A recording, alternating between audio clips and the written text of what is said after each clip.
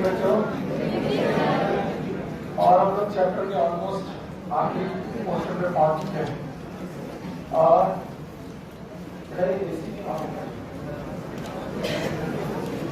Okay, तो बात यहाँ तक थी कि भाई सेक्सुअल रिप्रोडक्शन के 3 इवेंट हैं। जब कभी भी हम लोग सेक्सुअल रिप्रोडक्शन की बात करेंगे, there are 3 events. One is known as pre fertilisation,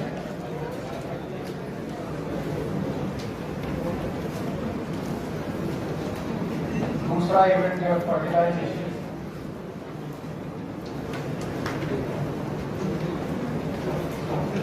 और तीसरा इवेंट है पोस्ट फर्टिलाइजेशन।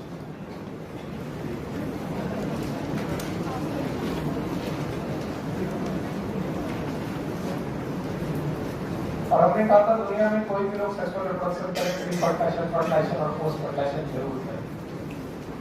फिर हम लोगों ने देखा था कि प्री फर्टिलाइजेशन के 2 इवेंट थे, एक था गैमेटोजेनेसिस, गैमेट निर्माण, और दूसरा था गैमीट ट्रांसफर। शांत रहो बेटा, एकदम शांत।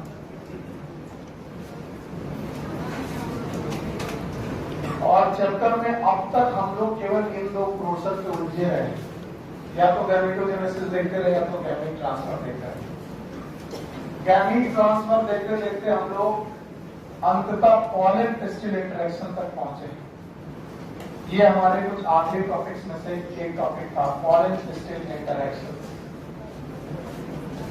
और तब हमने जाना था कि कैसे पॉलन ग्रेन जिसमें कि मेल गैमीट है, और वो भी मेल गैमीट, 2 मेल गैमीट है, कैसे पॉलन ग्रेन जर्नी चालू करता है और हमारे एम्ब्रियो साइट में जहां पर बेटा एग है, that is known as female gamete, यहां तक पहुंचता है। और इस पॉलन टेस्टिल इंटरेक्शन के भी मैंने 3 इवेंट आपको पढ़ाए। उनमें से मैंने पढ़ाया था हमारी जर्मिनेशन, ट्रांसमिशन और एंट्री। 2 तरीके की पढ़ाई मैंने, एक तो एंट्री इनटू ओव्यूल और दूसरा into embryo site. Embryo site में एंट्री बेटा हमेशा किसके पास होगी? ये टॉपिक हम लोग पढ़ चुके हैं। तो बेसिकली हम लोग प्री फर्टिलाइजेशन इवेंट को पढ़ चुके हैं। अब बचता है fertilization. Fertilization in angiosperm, it is known as double fertilization. ये हमारा टॉपिक होना चाहिए।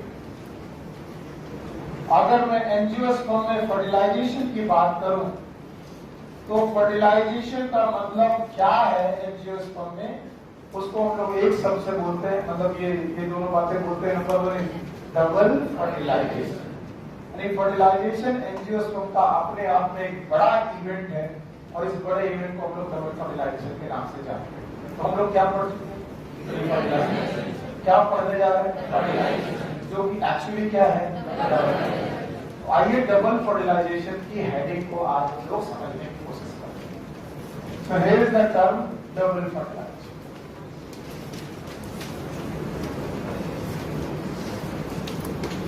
पहले कुछ पॉइंट है जो डबल फर्टिलाइजेशन से आपको जानने चाहिए। पहला पॉइंट यह है कि double fertilization term it was given by नवासी।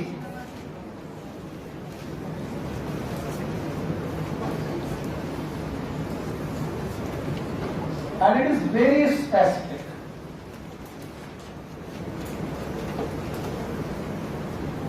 बहुत स्पेसिफिक है, only present in angiosperm. Angiosperm के अलावा और कोई ऐसा ग्रुप नहीं मिलता जहां पर हम लोग डबल फर्टिलाइजेशन की बात कर सकते हैं। हम डबल फर्टिलाइजेशन की बात नहीं करते हैं। अब मैं डबल फर्टिलाइजेशन को आपकी नजरों से देखना चाहता हूं, और मैं बताना चाहता हूं कि जब हमने एम्ब्रियो साइट पढ़ा था तो क्या पढ़ा था, याद है आपको? एम्ब्रियो साइट में हम लोगों ने पढ़ा था कि हमारे पास एक एग सेल है, याद है? तो कौन सी है? सिनर्जी। और एक सिनर्जी रप्चर हो चुकी है। कब? यहाँ पर क्या होता है? पक्का? अच्छा बताओ, ये सिनर्जी एन है कि 2n? और ये पक्का? और यहाँ पर हमारे पास 3 सेल है, बोलो कौन? These are known as antibodies. और बीचों बीच एक सेल है, सेल का नाम याद है? बोलो क्या नाम है बेटा? And that cell is known as central cell. और इस सेंट्रल सेल में दो न्यूक्लियस हैं, N plus N। These are known as polar nuclei। बोलो क्या बोलेंगे?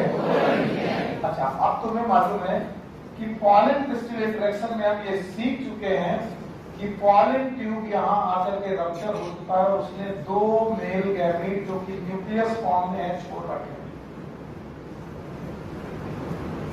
तो ये जो दो मेल गैमीट हैं, these are haploid or diploid? Haploid। Very good। And likewise this egg is, ये बताने की दोबारा जरूरत तो है नहीं। ये एग है, ये सिनर्जिड है, ये सिनर्जिड बची है कि रप्चर हो गई है। ये सेंट्रल सेल है, यहाँ N प्लस N है, ये एंटीपोडल सेल है। और ये जो मेल गैमीट आए हैं ये क्या करने वाले हैं, यही कमाल की बात है। इनमें से ये मेल गैमीट इस वाली एग सेल के न्यूक्लियस के साथ फ्यूज हुआ। बताओ ये क्या था? N और ये क्या था? N। और N और N क्या बना? 2N। तो बताओ दो लोगों का फ्यूजन हुआ और N और N 2N बनाया। बताओ कौन कौन दो लोग फ्यूज हुए? मेल गैमीट और एग सेल फ्यूज हुए। और इस तरीके से यहाँ पर पहला फर्टिलाइजेशन हुआ और इस फर्टिलाइजेशन को हमने नाम दिया प्राइमरी फर्टिलाइजेशन। बोलो क्या नाम दिया? Why is known as primary fertilization? Embryo sac में घुसते ही जो सबसे पहले फर्टिलाइजेशन हो उसका नाम। और मैं आपसे पूछूंगा कि प्राइमरी फर्टिलाइजेशन में कौन सी दो चीजें आपस में फ्यूज हुई? एग सेल और this primary fertilization is also known as syngamy. बोलो क्या नाम है? सिंगैमी। और भाइयों बहनों सिंगैमी मैंने पहले पढ़ाया था, बोला था plasmogamy and karyogamy when takes place simultaneously it is known as syngamy। Cytoplasm का फ्यूजन और न्यूक्लियस का फ्यूजन अगर साथ साथ हो जाए तो क्या बोलते हैं? सिंगैमी। ये मैं पढ़ा रहा था। तो पहला मेल गैमीट फीमेल गैमीट के साथ फ्यूज हुआ तो अब आपके सामने N और 2N करके दो स्ट्रक्चर 2N बने, मतलब एक स्ट्रक्चर बना N और N करके। बोलो कौन सा? 2N। और इस 2N स्ट्रक्चर का नाम रखा गया जाइगोट। बोलो। तो अभी आपको देखने की जरूरत है कि जाइगोट कैसे बना। कैसे बना?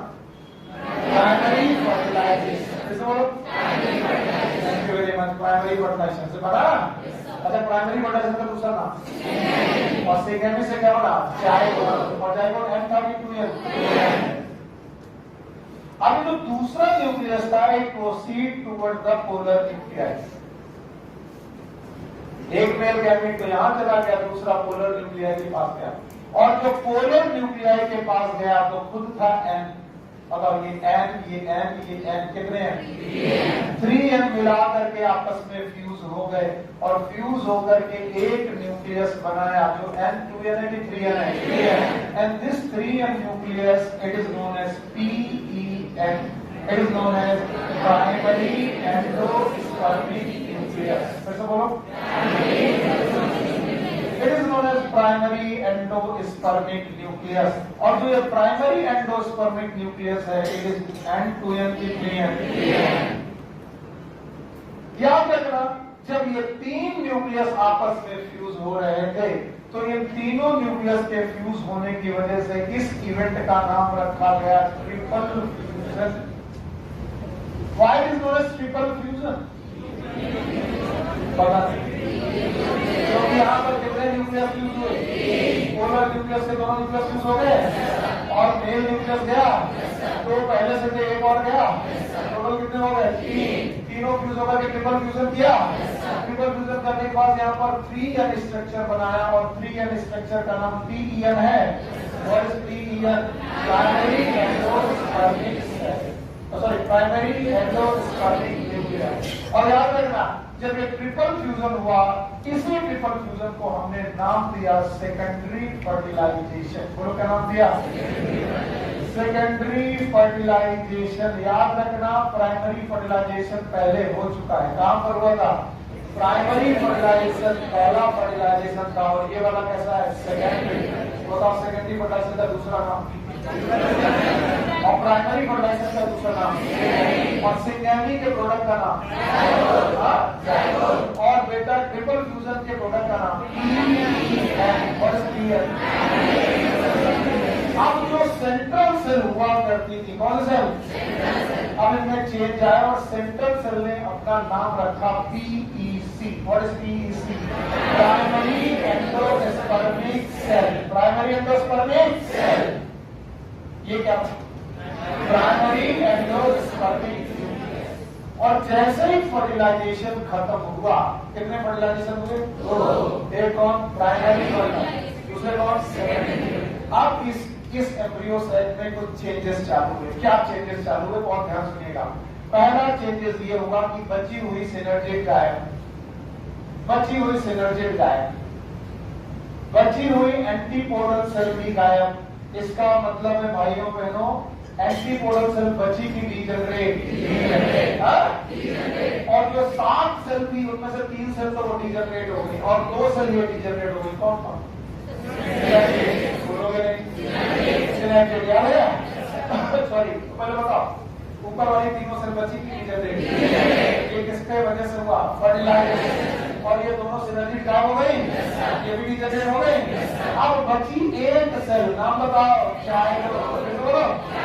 और बाकी बची हुई सेल जो बची है, that is known as primary endospermic cell. बोलो क्या नाम है?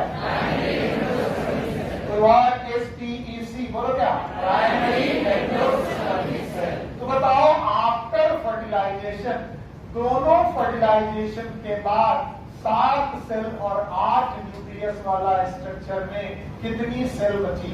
7 सेल, 2 सेल। एक कौन? प्राइमरी एंडोस्पर्मिक सेल, जिसका न्यूक्लियस प्राइमरी एंडोस्पर्मिक न्यूक्लियस, और दूसरा और जाइगोट के पास एंड न्यूक्लियस की 2 एंड। तो बताओ, फर्टिलाइजेशन के बाद 7 सेल 8 न्यूक्लियस बचे कि 2 सेल 2 न्यूक्लियस, और दोनों के न्यूक्लियस एक जैसे कि अलग। बताओ, इसके न्यूक्लियस की प्रायोरिटी क्या है? और इसके, और फर्टिलाइजेशन कितनी जगह हुआ? एक कौन? प्राइमरी फर्टिलाइजेशन और एक और सेकेंडरी। और प्राइमरी फर्टिलाइजेशन और सेकेंडरी फर्टिलाइजेशन को कंबाइंड रूप से क्या बोला गया? Y double. डबल मतलब 2।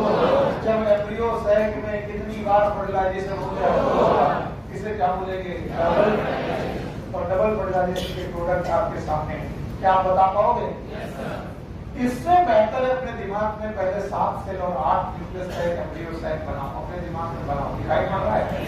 3 एंटीपोडल सेल, 3 एगाप्लेटस की सेल, 1 सेंट्रल सेल।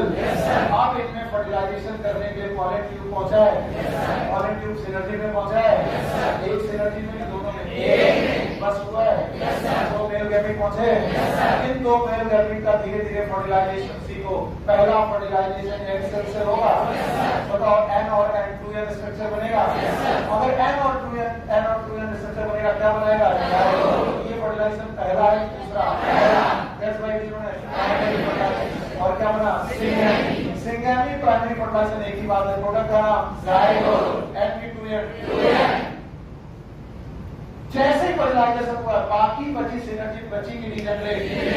पहले एक से डीजनरेट हो चुकी थी, दूसरी भी डीजनरेट हो गई, यानी एक ऑपरेटर्स की 3 सेल में 1 सेल बची, उसका नाम नेगेटिव जाइगोट। जो फर्टिलाइज है, क्या फर्टिलाइज। और एंटीपोडल सेल बची की गायब, डीजनरेट हो गई। अब बची सेंट्रल सेल। कौन सी? सेंट्रल सेल में हुआ है फर्टिलाइजेशन, प्राइमरी की सेकेंडरी। और सेकेंडरी फर्टिलाइजेशन में कितने न्यूक्लियस हैं? 3 फ्यूज हो गए हैं, इसलिए इसका नाम क्या हुआ है? ट्रिपल। 2 पोलर न्यूक्लियाई और 1 मेल। तीनों फ्यूजन का नाम ट्रिपल फ्यूजन हुआ। सेल का नाम प्राइमरी एंडोस्पर्मिक सेल, न्यूक्लियस का नाम प्राइमरी एंडोस्पर्मिक न्यूक्लियस। 7 सेल और 8 न्यूक्लियस में आज कितनी सेल बची? 2 और 2 न्यूक्लियस। इस फर्टिलाइजेशन का नाम सेकेंडरी फर्टिलाइजेशन। 3 लोग फ्यूज हुए तो ट्रिपल। इस फर्टिलाइजेशन का नाम प्राइमरी फर्टिलाइजेशन और इसका दूसरा नाम सेकेंडरी। एक बार में कितने फर्टिलाइजर? 2। दोनों फर्टिलाइजर एक साथ हो रहे हैं, इसीलिए इसका नाम डबल फर्टिलाइजेशन गिवन बाय नाम। और ये कहीं और मिलेगा नहीं, केवल कहाँ मिलेगा?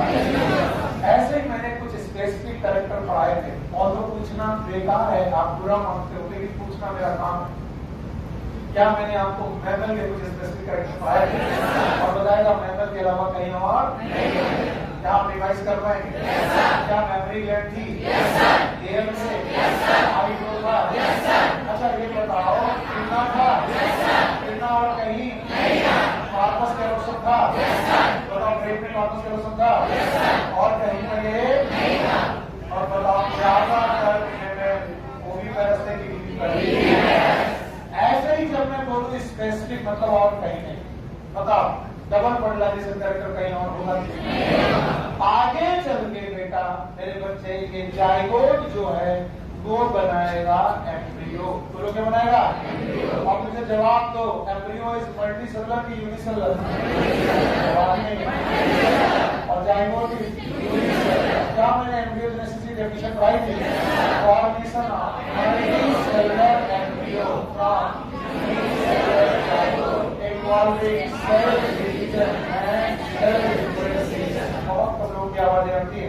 और सेल डिवीजन मियोसिस की माइटोसिस। अगर जाइगोट में मियोसिस हो गई तो एम्ब्रियो, और जाइगोट में माइटोसिस हो गई तो क्या बनेगा? एम्ब्रियो। जाइगोट आगे चल के क्या बनाएगा? एम्ब्रियो। और भाइयों बहनों ट्रिपल फ्यूजन से बनने वाले प्रोडक्ट हैं दो, एक और PEC और एक और ये आगे चल के बनाएंगे एंडोस्पर्म। क्या बनाएंगे? और इसीलिए एंजियोस्पर्म का एंडोस्पर्म N2N की 3N। अब पूछने का मन तो करेगा ही, क्या मैंने जिम्नोस्पर्म पढ़ाया था? जिम्नोस्पर्म में भी सीड के अंदर एंडोस्पर्म बना था। वो डिप्लॉइड का हैप्लॉइड। यस, जिम्नोस्पर्म का एंडोस्पर्म वाज हैप्लॉइड और यहाँ पर तो याद रखना ट्रिप्लॉइड होने का कारण क्या है? So it was a triple fusion which create 3N nucleus condition and that condition give you the diploidy or triploidy and that's why endosperm is N2N 3N। अच्छा आप एक चीज बताओ, ये तो फर्टिलाइजेशन हो गया। एम्ब्रियो बनना फर्टिलाइजेशन के साथ है कि बाद में? और एंडोस्पर्म बनना भी बाद में। तो बताओ प्री फर्टिलाइजेशन, फर्टिलाइजेशन और पोस्ट फर्टिलाइजेशन के पोस्ट फर्टिलाइजेशन के दो यूनिट बता पाओगे? नंबर 1 और दूसरा नहीं आया। तो क्या डबल फर्टिलाइजेशन में कोई भी ऐसी बात है जो आपको लगता है कि नहीं समझते? आ गई?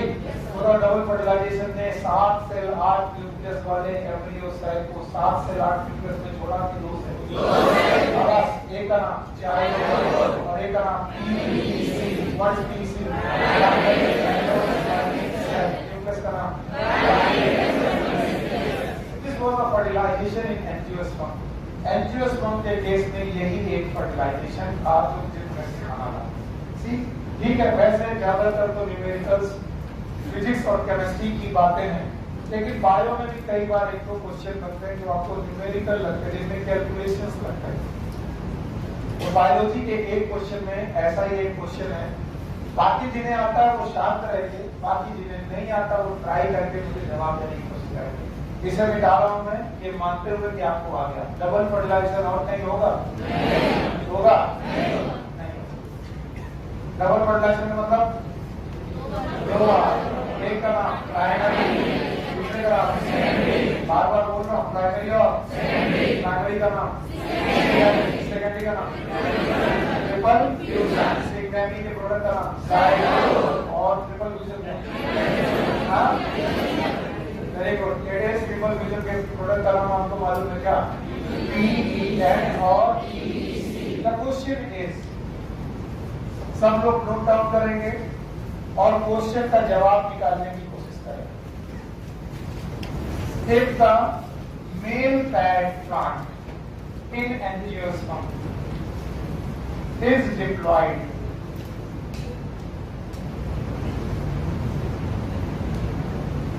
and the female plant is tetraploid, then what will be the ploidy of endosperm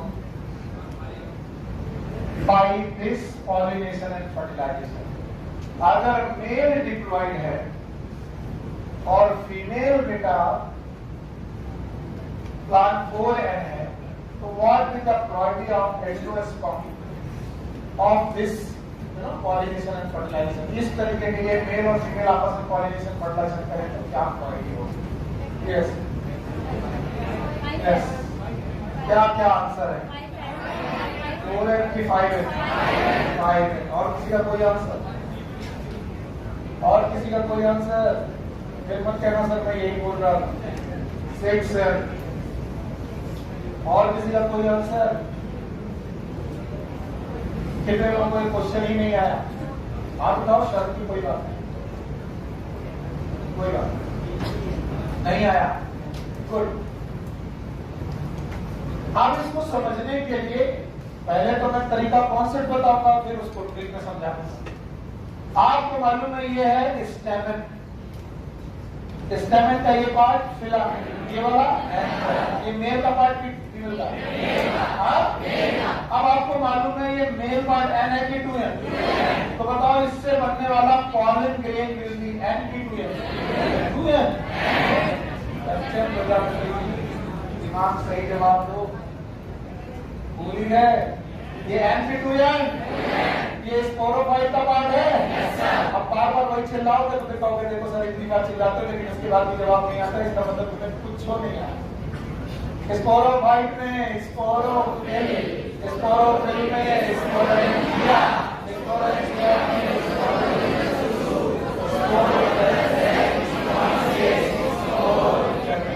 meiosis के बाद बने एंटीक्लियर। मैं ऐसे ही साइको नहीं हो गया, मुझे पूरा विश्वास है कि मेरे 10 बार बताने के बाद भी आप गलत करते हैं। And it's a proof. और ये कहानी कम से कम मैंने 50 बार सुनाई हो। स्पोरोफाइट, स्पोरोफिल, तुम लोग का दिमाग खराब है, किसके पास एक ही डायलॉग बचा है, स्पोरोफाइट, स्पोरोफिल।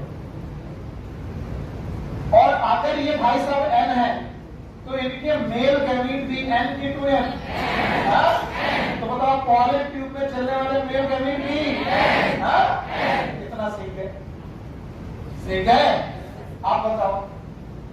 ये रही स्टिग्मा, स्टाइल और ओवरी। अब बेटा ये है मेल पार्ट की फीमेल। फीमेल एन है कि 4n? पता नहीं। 4n है। अब फिर कोई बात 4n है तो बताओ जैसा स्पोरोफाइट उसका आधा स्पोर, और जैसा स्पोर वैसा एम्ब्रियो सेल। तो बताओ एग सेल एन की 2n, क्योंकि बंदा कैसा था 4n। बताओ ये कैसा होगा 2n, पक्का। और बताओ पोलर न्यूक्लियाई जो है वो एन की 2n, 2n प्लस। ये किसको लोगों को नहीं समझ में आया? फिर से भाइयों बहनों, ये रहा embryo sac. Embryo sac female के अंदर बनता है, लेकिन फीमेल के अंदर किसके बाद बनता है? मियोसिस। और मियोसिस के बाद बना तो प्लॉइडी जो भी है उसका आधा हो जाएगी। प्लॉइडी कितनी थी? 4n। तो 4n की प्लॉइडी आधी हो जाएगी। इसका मतलब एग सेल कितनी होगी? सिनर्जिक। बोलो ये synergid. Antipodal cell, polar nuclei का हर न्यूक्लियस 2n प्लस। पक्का? आप बताओ एंडोस्पर्म बनाने जा रहे हैं। अब देखें एंडोस्पर्म बनाने जा रहे हैं। एंडोस्पर्म बनाते वक्त ये पॉलन ट्यूब यहाँ पहुंचा और इसने गैमीट छोड़ दिए। अब बताओ एक फर्टिलाइजेशन ये हुआ कौन सा? प्राइमरी। और एक ये वाला फर्टिलाइजेशन हुआ एन। बोलो क्या है? एन। और बोलना कि सर नहीं मालूम था। बताओ ये एन था, मेल गैमीट एन। तो बताओ पहुंचने वाला गैमीट एन। तो आप बताओ 2n, 2n एन। तो बताओ PEN क्या बना? 5n। बोलो। तो बताओ एंडोस्पर्म इसी से बनेगा, और अगर एंडोस्पर्म इसी से बनेगा तो क्या होगा? 5n। आंसर क्या होगा? इतना तो एग्जाम में टाइम मिला नहीं। इतना तो तुम करते रहे तो तुम्हारा एक क्वेश्चन गया, और बायोलॉजी में इतना टाइम लगाना बिल्कुल। सो याद रखना है फीमेल की जो भी प्लॉइडी है वो उसके पोलर न्यूक्लियाई में झलकती है। बताओ फीमेल की प्लॉइडी क्या था? और ये क्या था? 2n plus. इसका मतलब है अगर तुम्हें एंडोस्पर्म की प्लॉइडी चाहिए, एंडोस्पर्म की अगर आपको प्लॉइडी चाहिए, ये ट्रिक है, चाहे वो दो फार्मूला, आप लोग फार्मूला बहुत रखा मानते हो ना, तो एंडोस्पर्म की प्लॉइडी बराबर ploidy of female ploidy of female plant plus half of the ploidy of male plant. बस इन्हें जोड़ दो, एक बार में आ जाएगा। ये है फॉर्मूला, करके देखो। बताओ हमें एंडोस्पर्म की प्लॉइडी चाहिए? बताओ प्लॉइडी ऑफ फीमेल प्लांट कितनी है? 4 है, उसको एज इट इज रख दो, plus half of the ploidy of male plant. Male plant कितना था? 2, इसका हाफ क्या हुआ? बराबर 5। अभी भी नहीं आया? आया? क्यों? क्योंकि बेटा पोलर इम्प्लॉय में वही प्लॉइडी झलकेगी जो फीमेल की प्लॉइडी है। n+n होगा, अगर 2n होगा तो n+n, 4n होगा तो 2n+2n, 6n होगा तो 3n+3n। What my point? और मेल अपनी हाफ प्लॉइडी के साथ मान लेगा। तो बताओ यहां पर 2n + 2n + n, it is known as 5n। चलिए इसी क्वेश्चन को उल्टा कर देते हैं। करो, if the female plant is 2n and the male plant is 4n, what will the ploidy?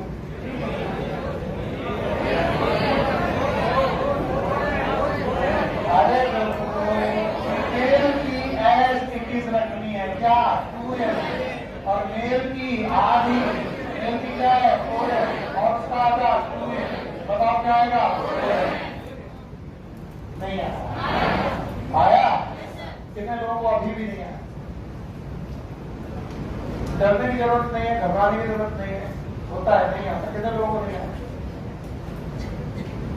सबको आ गया।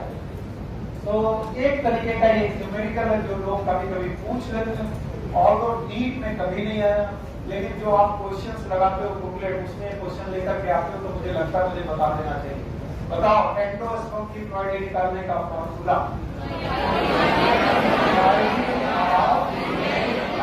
As it is plus half of the ploidy of male. क्या ये एंडोस्पर्म हो जाएगा? सही हो जाएगा? अब खुद करके देखो, मेल भी 2n, फीमेल भी 2n, तो एक का 2n एज इट इज और एक का n। बताओ क्या है? तो जब दोनों 2n होते हैं तो एंडोस्पर्म कैसा आता है? 3n। पक्का? तो अब आपको प्री फर्टिलाइजेशन और फर्टिलाइजेशन में निजात मिलती है। और तीसरा टॉपिक आता है, it is post fertilization event.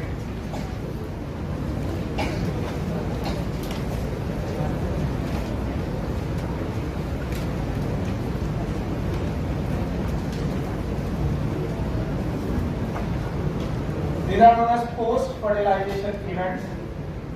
Fertilisation के बाद होने वाले इवेंट्स, और इनमें से 2 इवेंट हैं जो फर्टिलाइजेशन के बाद होने हैं।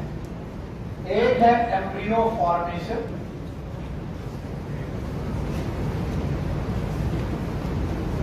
That is also known as embryogenesis.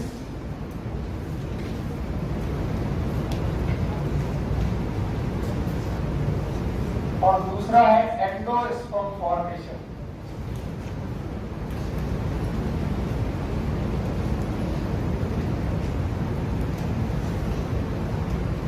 तो पोस्ट फर्टिलाइजेशन इवेंट में कौन कौन से 2 इवेंट हैं? एम्ब्रियो फॉर्मेशन और एंडोस्पर्म। अच्छा, बिना पढ़ाए फिर भी पूछ ही सकता हूं, ये कहां पर हो रहे होंगे? पता नहीं सर, आप बताओ।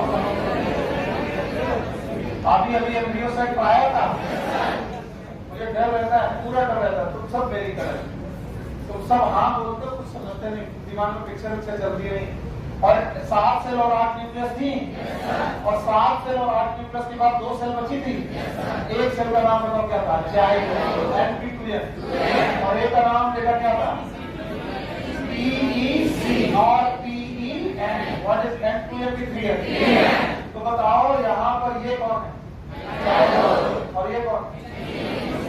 PEN और PEC। पक्का? और ये किस साइड के अंदर होता है?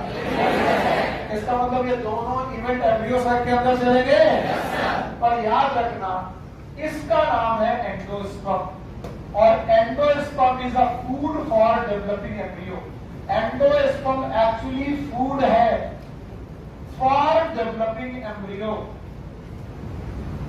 जो एम्ब्रियो डेवलप होगा उसको खाना की जरूरत पड़ेगी, एनर्जी की जरूरत पड़ेगी, तो वो एनर्जी उसे कहां से मिलेगी? एंडोस्पर्म से। तो बताओ पहले कौन बना लिया जाए एम्ब्रियो? किसी को बाकी मतलब नहीं, जो मर्जी से बना तो बोले भाई मेहमान आने के बाद चाय बनाए, खाना तैयार रखेंगे मेहमान आने से पहले। बोले हम तो सब ऐसे पता नहीं कहाँ आया। तो भाइयों एवं बहनों, ये एंडोस्पर्म खाना है जो कौन खाएगा? एम्ब्रियो नहीं खाएगा। डेवलपिंग एम्ब्रियो, जायगोट नहीं। एम्ब्रियो खाएगा कि डेवलपिंग एम्ब्रियो? बढ़ता हुआ एम्ब्रियो, जो एम्ब्रियो बढ़ेगा अभी, बढ़ के 1 से 2, 2 से 4, 4 से 8, 8 से 16, 25 ऐसी सेल बनाएगा। तो जब एम्ब्रियो बढ़ रहा होगा तब खाना मौजूद होना चाहिए कि नहीं होना चाहिए? तो पहले एम्ब्रियो को बढ़ाना चालू करें, बनाना चालू करें कि खाना? तो बताओ इन दोनों में लिखा मैंने क्या है? एम्ब्रियो, लेकिन पहले होता कौन है? तो एंडोस्पर्म फॉर्मेशन प्रीसीड्स, प्रोसीड्स की प्रीसीड्स। प्रीसीड्स का मतलब पहले होता है, एनसीईआरटी में लिखा है endosperm formation precedes the embryo formation.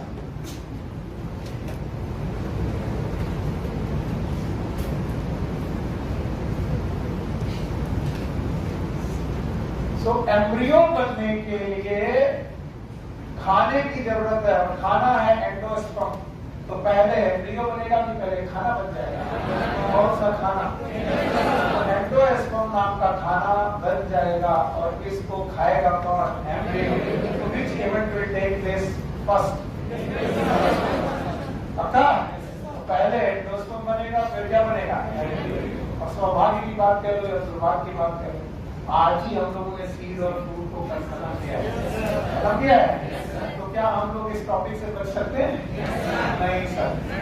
तो रिवाइज करोगे पूरा पढ़ो? पूरा पढ़ो। अरे जब सीड है ही तो ऑनलाइन वाले लोग सीड में जाकर के और फ्रूट में जाकर इसे देख रहे हो, ऑनलाइन देख रहे हैं, और ऑफलाइन तो सुबह से लेकर आप पढ़ाया है what is seed what is fruit, पढ़ाया है? नहीं पढ़ा? अरे इनको वीडियो देखो। अच्छा बताओ, छोड़ो कोई बात नहीं, सभी तो बोला पोस्ट फर्टिलाइजेशन इवेंट में कितने इवेंट? दोनों है। पहला एम्ब्रियो बनेगा कि एंडोस्पर्म? आओ भाई इनके लिए पहले एंडोस्पर्म फॉर्मेशन सीखते हैं, वरना ये दुखी हो जाएंगे। Endosperm formation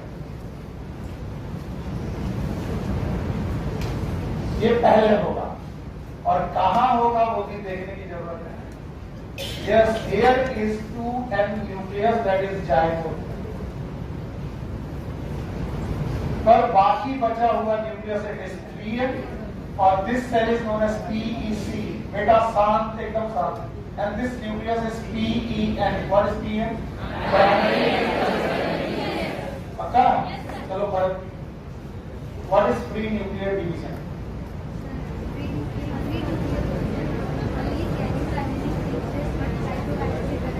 very good. क्या होगा? कैरियोकाइनेसिस। क्या नहीं होगा? अगर केवल कौन डिवाइड करे? क्या डिवाइड ना करे? सेल। तो ऐसे डिवीजन का नाम प्री न्यूक्लियर डिवीजन। कैरियोकाइनेसिस हो जाए, क्या हो जाए? और क्या ना हो? तो होता यूं है कि जाइगोट एक कोशिका है, PEC भी एक कोशिका है, PEN भी एक न्यूक्लियस है, लेकिन PEN में चालू हो जाते हैं प्री न्यूक्लियर डिवीजन। अभी जाइगोट को मैं नहीं छेड़ रहा हूं, ये रहा जाइगोट को, लेकिन PEN डिवाइड होने लगता है और डिवाइड होकर के केवल न्यूक्लियस डिवाइड होने लगता है और डिवाइड होकर के 1000 ऑफ न्यूक्लियस बना देता है, हजारों न्यूक्लियस बना देता है। और इस तरीके से बने हुए हजारों न्यूक्लियस किस प्रोसेस से बन रहे हैं? बताओ किस प्रोसेस बन रहे हैं? Pre nuclear division. Pre nuclear division. लोगों ने कहा कि सर आपने ड्रॉप बना दी, मैं समझ नहीं पाया। देखो कई बार डिजिटल बोर्ड के कुछ फायदे भी हैं और कुछ नुकसान भी है। मैं पहले एक काट के 2 दिखाता, फिर 2 से 4 दिखाता, 4 से 8 दिखाता, जहां गलत होता निकाल देता, यहाँ निकालेगा ऊपर मिटेगा, ये पूरा मिटेगा।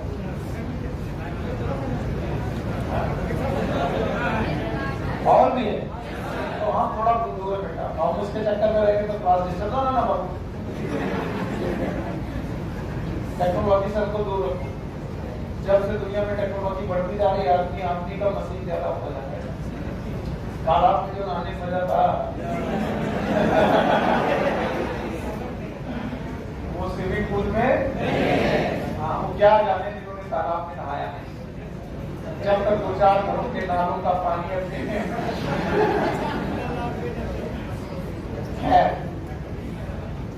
खैर बेटा, एवरीथिंग इज फाइन। दुनिया में हर एक चीज अच्छी है।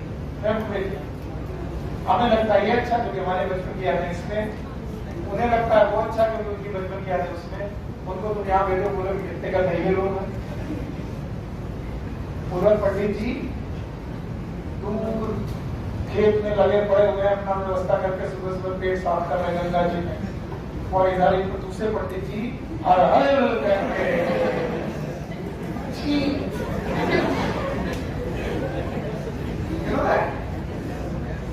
अपना कमंडल में गंगा जल भरना है और देवी को भी चढ़ा रहे हैं। ये सब श्रद्धा है। अगर श्रद्धा है तो एवरीथिंग इज फाइन। श्रद्धा है तो तालाब में कूद जाओगे, कोई दिक्कत नहीं। और नहीं है तो फिर स्विमिंग पूल में भी लगेगा किसी ने।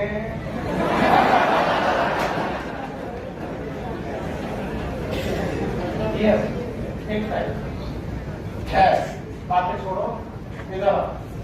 तो ये न्यूक्लियस एक बार डिवाइड हुआ, देखो ऐसे डिवाइड हुआ, ऐसे।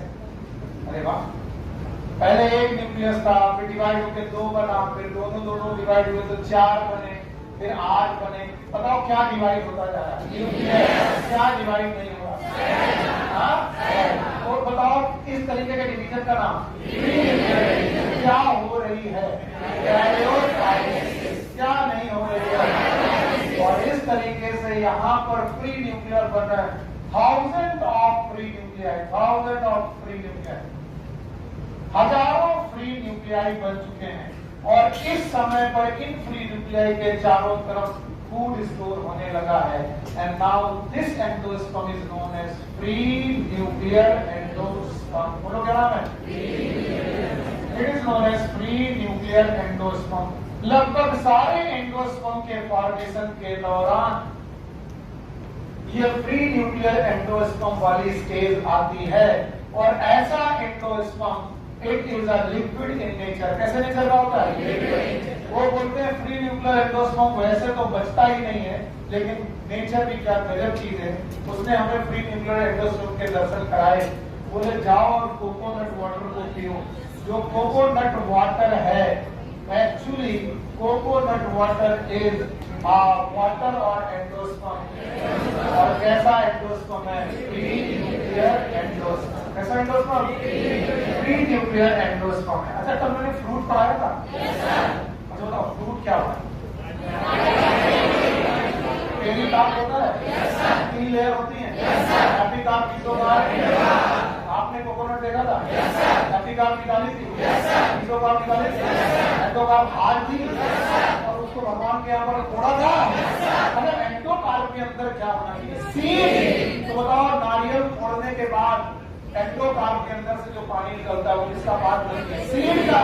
और सीड का पार्ट क्या है? एंडोस्पर्म। किसी ने कल मुझसे पूछा, सर नारियल में खाते क्या है? फ्रूट खाते हैं किसी part of seed, that is endosperm. नहीं आया? अगर मैं बोलूं the truth in which we eat mesocarp of the fruit, and the true fruit in which we eat the seed of the fruit. दोनों ट्रूथ हैं, लेकिन एक का क्या खाना है? mesocarp, और एक का क्या खाना है? Endocarp, that is endosperm. आप सुनो, फ्री न्यूक्लियर एंडोस्पर्म जब हो चुका, फ्री न्यूक्लियर डिवीजन हो चुका, कैरियोकाइनेसिस हो चुकी और साइटोकाइनेसिस नहीं हुई, तो लिक्विड एंडोस्पर्म तैयार हो गया। आप इस लिक्विड एंडोस्पर्म का नाम है, इसका एग्जांपल है कोकोनट वाटर। आप इस फ्री न्यूक्लियर एंडोस्पर्म के चारों तरफ बनने लगी सेल्स, धीरे धीरे सेल्स बनना चालू हो गई। सेल बनना चालू हो गई तो बताओ कैरियोकाइनेसिस के बाद क्या होना चालू हो गया? साइटोकाइनेसिस। बोलो क्या? अगर साइटोकाइनेसिस होना चालू हो गया तो बताओ अभी free nuclear endosperm, free nuclear बाहर की सेलुलर हो गया, और इस तरीके से सेलुलर एंडोस्पर्म बनने लगा। Now this is known as cellular endosperm. तो पहले कौन बनता है? पहले कौन बनता है और फिर कौन होता है? सेलुलर। सेलुलर एंडोस्पर्म का कोकोनट में एग्जांपल है coconut kernel, kernel of coconut. अब आप बोलोगे सर कोकोनट कर्नेल क्या होता है? कच्चा नारियल खाया है? कच्चा नारियल खाया है? वो जो कच्चा नारियल है वो कोकोनट कर्नेल है। क्या बेटा? Coconut kernel. क्या वो भी एंडोस्पर्म है? और बताओ ऐसा एंडोस्पर्म इज लिक्विड एंडोस्पर्म की सॉलिड? देखो भाई, तुम सुनो ना सुनो, मेरा काम है बताना। अगर मैं इस नारियल को पकड़ने दूं तो बताओ इसमें पानी बचेगा कि नहीं? तो क्या पानी इवेपोरेट हो जाए?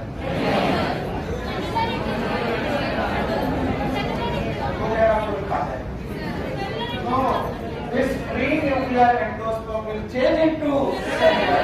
इसका मतलब आगे चल के फ्री न्यूक्लियर बचेगा कि सेलुलर? सेलुलर।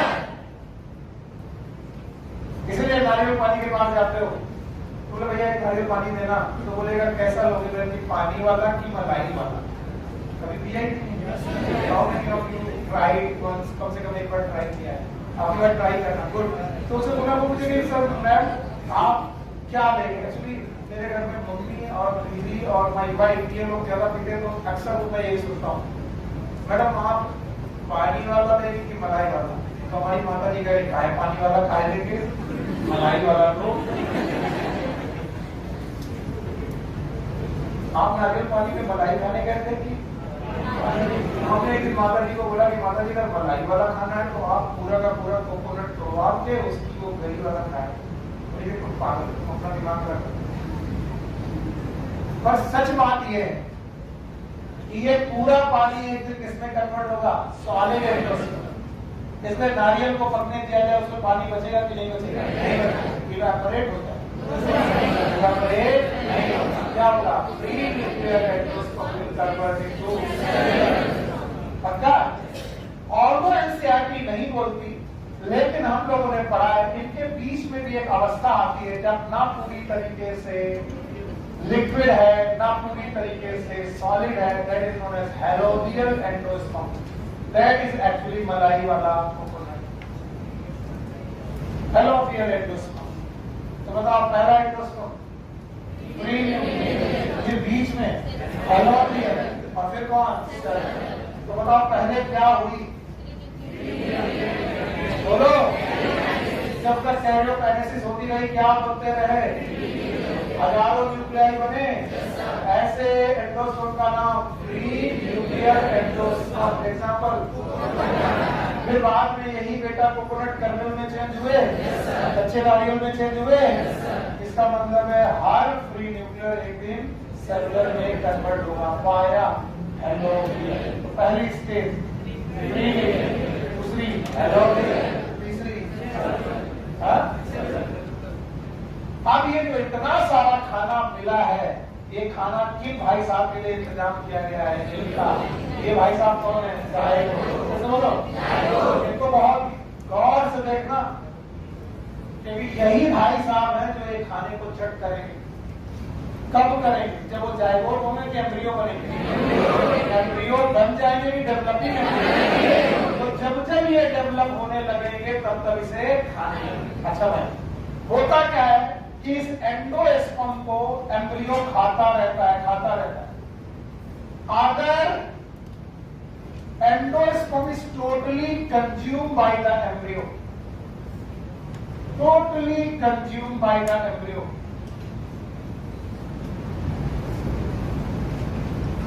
एम्ब्रियो के द्वारा एंडोस्पर्म पूरी तरीके से कंज्यूम कर लिया गया। तो बताओ सीड में एंडोस्पर्म बचेगा कि नहीं बचेगा? अरे बेवकूफो, इधर देखो, पीछे वाले इधर को सही पढ़ते हैं, उधर वाले सो जाते हैं। अगर घर में आए हुए मेहमान ने सारा खाना खा लिया तो हमें खाने को बचेगा कि नहीं बचेगा? सिंपल सी बात, सिंपल बात है। तो भैया वो मेहमान इतना भूखर था कि उसने क्या किया, एंडोस्पर्म पूरा चट कर लिया। अब बताओ अगर पूरा का पूरा एंडोस्पर्म कंज्यूम हो गया तो ऐसे सीड में एंडोस्पर्म होगा कि नहीं होगा? ऐसे सीड क्या कहलाएंगे? Endospermic seed. बोलो क्या नाम है? Non endospermic seed. And these are also known as, आज नाम बताया था, they are also known as X albuminous seed, X albuminous seed। बस इनका एग्जाम्पल आज नहीं बताया था, तो आप सुन लो। फैमिली फैबेसी, कौन सी फैमिली? पूरी की पूरी X albuminous है। कैसी है? X। और फैमिली फैबेसी में टोपी वाले वाले बोलो कौन? पी ग्राम, याद है? सोयाबीन, ये सब इट इज एल्बुमिनस की एक्स एल्बुमिनस? एंडोस्पर्मिक की नॉन एंडोस्पर्मिक? Non endospermic. और बच्चों इधर लिख रहा हूं, if endosperm not consumed by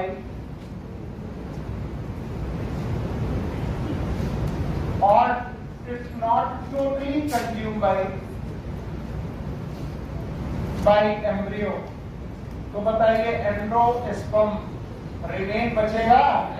और अगर एंडोस्पर्म रिमेनिंग बचेगा तो ऐसे सीड का नाम एंडोस्पर्मिक सीड। बोलो क्या नाम है? और एंडोस्पर्मिक सीड का दूसरा नाम एल्बुमिनस सीड। कैसे बोलो? और मैंने बताया था सारे मोनोकॉट सीड एल्बुमिनस के एल्बुमिनस, और मोनोकॉट के एग्जांपल याद है? बोलो कौन? एक्सेट्रा, याद रहेगा? बताओ ये एल्बुमिनस है कि एक्स एल्बुमिनस? एल्बुमिनस। अरे हो,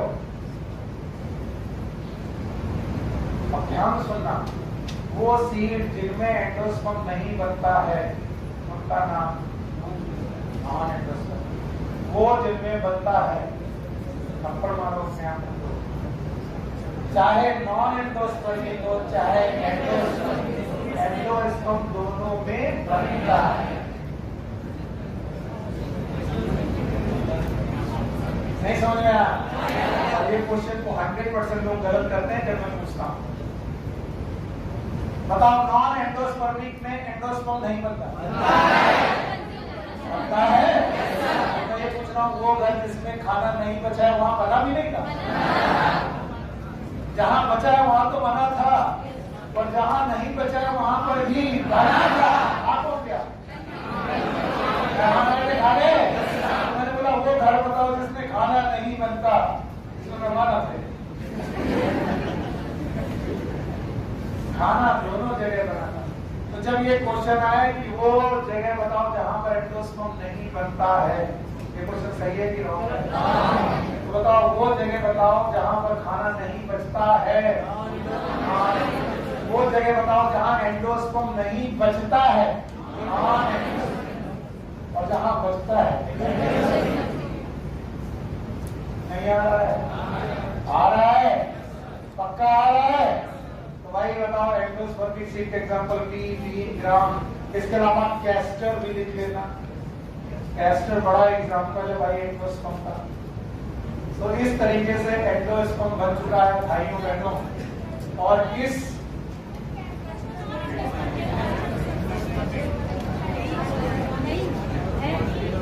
castor non endosperm, castor non endosperm, ये कौन कहा है? लिखा है? कहाँ लिखा है?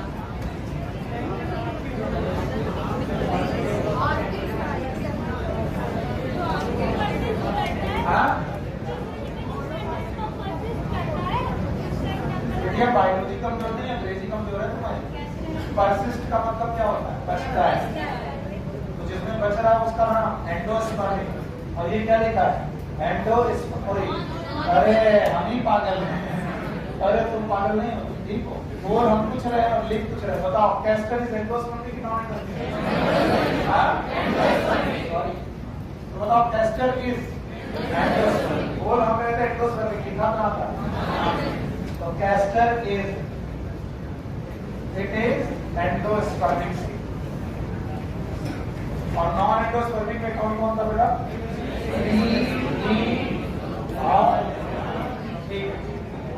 अब इस डायग्राम को अच्छे से देखो, बहुत अच्छे से देखो इस डायग्राम, क्योंकि इस डायग्राम के चारों तरफ मैं कुछ बनाने वाला हूं और फिर मैं आपसे पूछूंगा कि मैं क्या करने जा रहा हूं।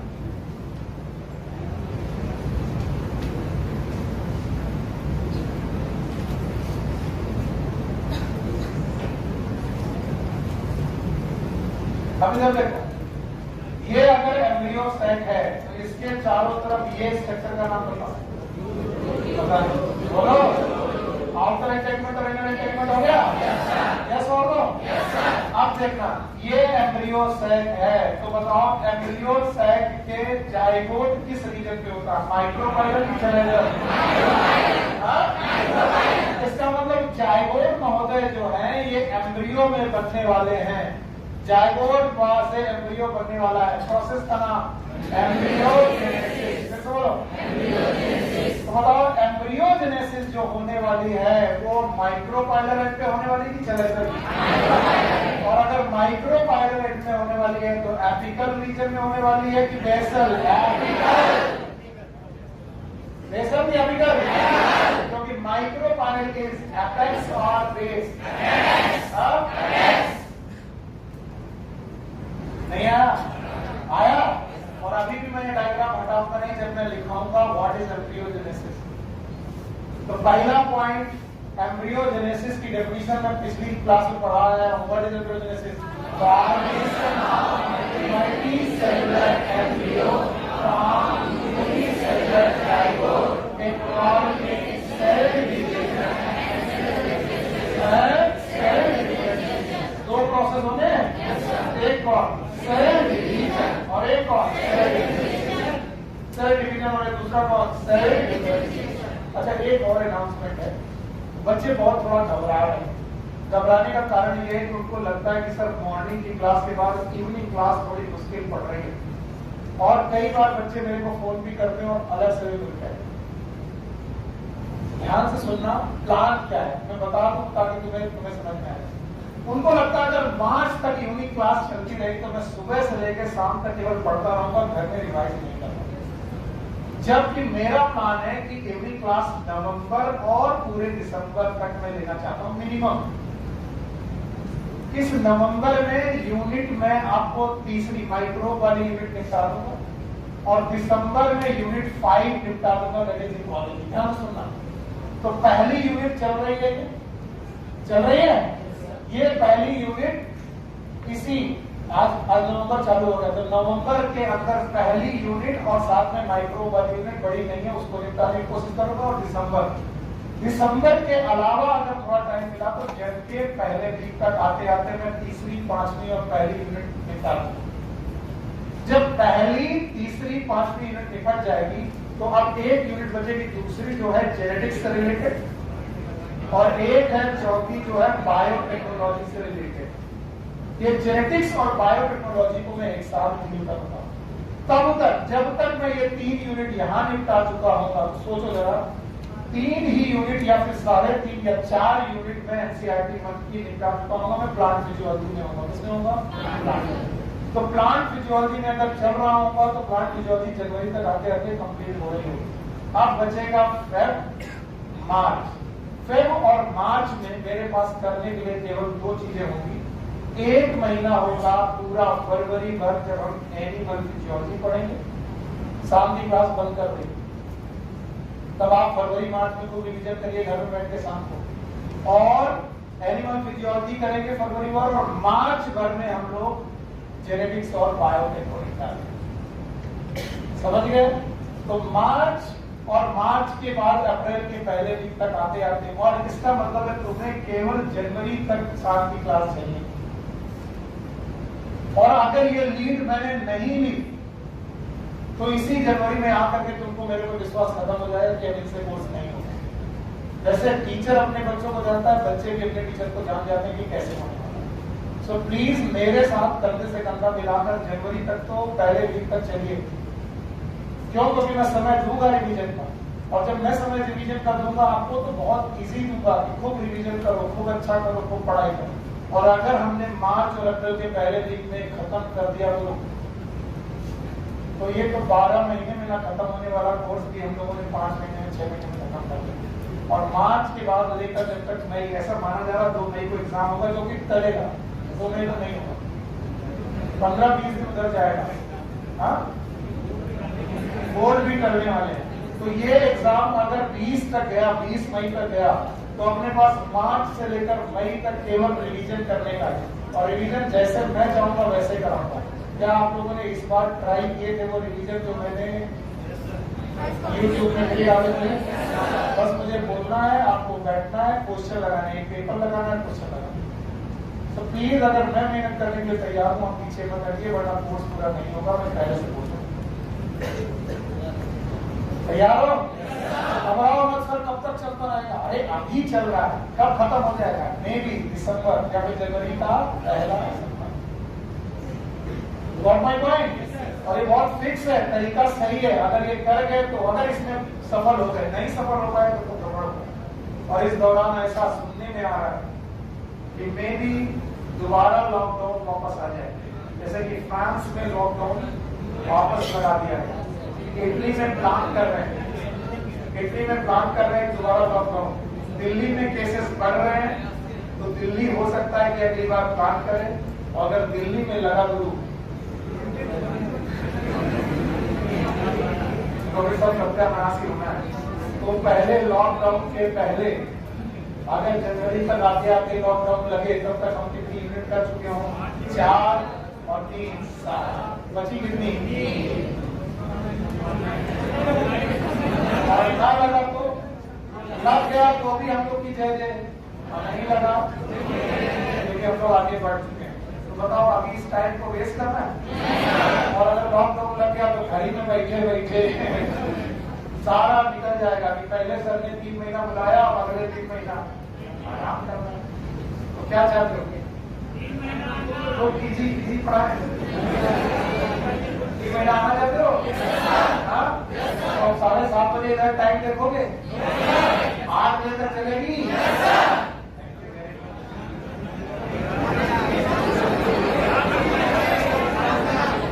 8 बजे तक किसी को प्रॉब्लम है? कौन बहुत दूर से आता है? कहाँ से आता है? अरे तुमको कौन छेड़ेगा यार?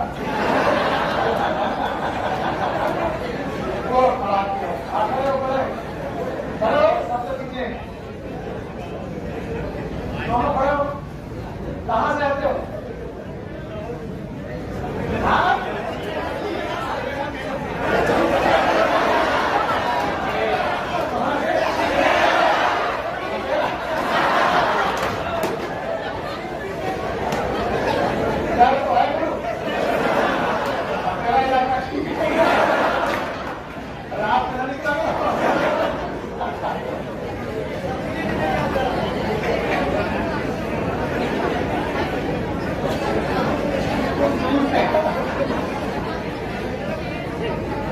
मजाक कर रहे यार, अपने टीचर से मजाक समझ लेता है।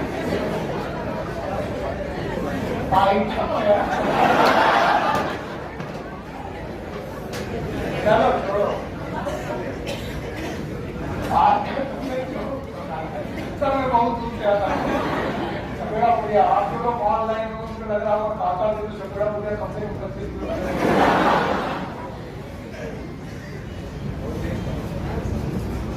हाँ भाई, तो हम लोगों ने देखा कि जो एम्ब्रियो बन रहा है वो किस एंड पर बन रहा है? माइक्रोपाइलर एंड पे बन रहा है। और ये जो माइक्रोपाइलर एंड है ये एपिकल एंड है कि बेसल एंड? तो एपिकल एंड पर एम्ब्रियो बन रहा है। और इसे समझना बहुत जरूरी है कि एम्ब्रियो कैसे बनता है। एम्ब्रियो बनने के लिए दो ही प्रोसेस है, पहला दूसरा सेल। तो आइए मैं एम्ब्रियो में सेल डिवीजन और सेल डिफरेंशिएशन दिखाने की कोशिश करता हूं। मैं डायग्राम बना रहने दूंगा क्योंकि एक बेसिक क्वेश्चन जिसको तुम गलत करोगे और जब तक ये डायग्राम नहीं होगा दिखाई नहीं पड़ेगा। होता क्या है कि जो जाइगोट है इट इज 2M।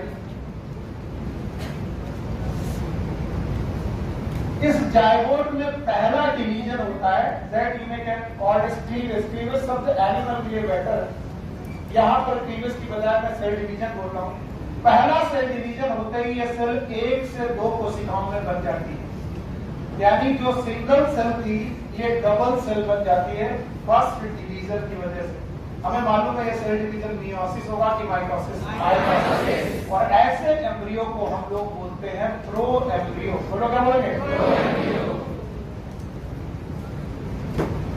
इस प्रो एम्ब्रियो में 2 सेल होती हैं। इस सेल का नाम है एपिकल सेल, ऊपर वाली सेल का नाम एपिकल सेल, और इस वाली सेल का नाम होता है बेसल सेल। तो नीचे वाली सेल का नाम बेसल सेल। हर साल जब मैं इसे एपिकल और इसे बेसल देखता था लोग गुस्सा आ जाते थे, पगला गए हो क्या, ऊपर वाली तो ये। तब उन्हें मैं बताने की कोशिश करता था कि इसको यहां देखने की कोशिश करिए, 1 सेल से 2 सेल बनी। बताओ ये वाली सेल, क्योंकि ये माइक्रोपाइलर एंड पर है, और माइक्रोपाइलर एंड इज एपेक्स और बेस।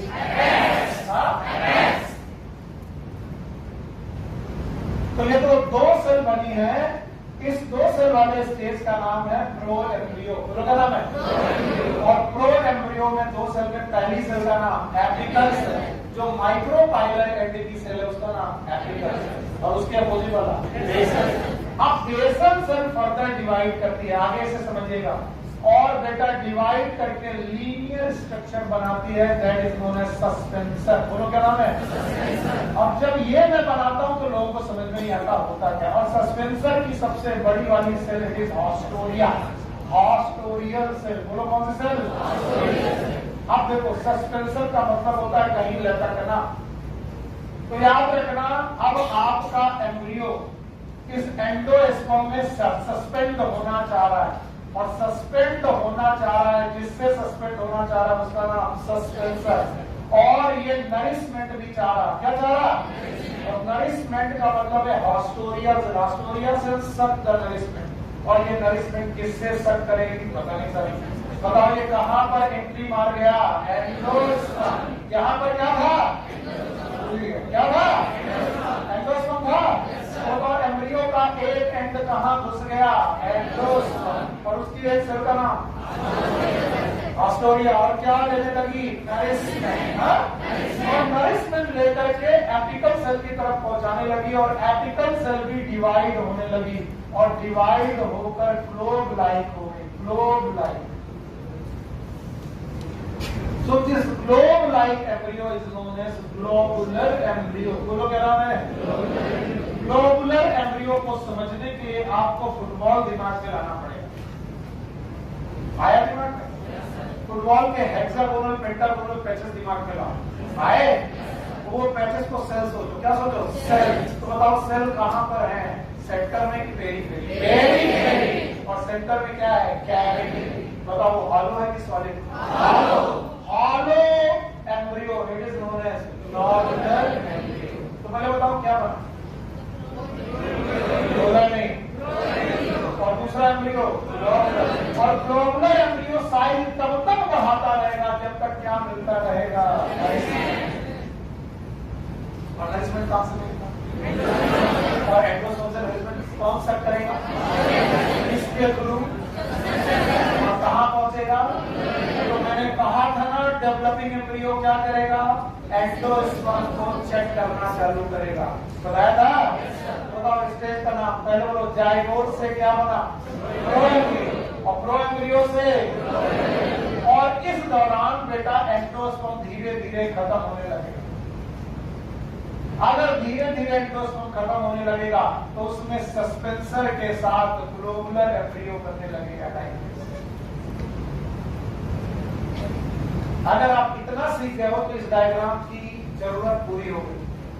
अब मैं इसको दोबारा दिखाऊंगा, आपको बहुत अच्छी तरीके से समझ में आएगा। देखो भाई बताओ, zygote NP2N, thank you very much. क्या ये जाइगोट है? बताइए ये किस एंड पर पड़ा है, चलेजल की माइक्रोपाइलेटिस? इसका मतलब एम्ब्रियो भी किस एंड पर बनेगा?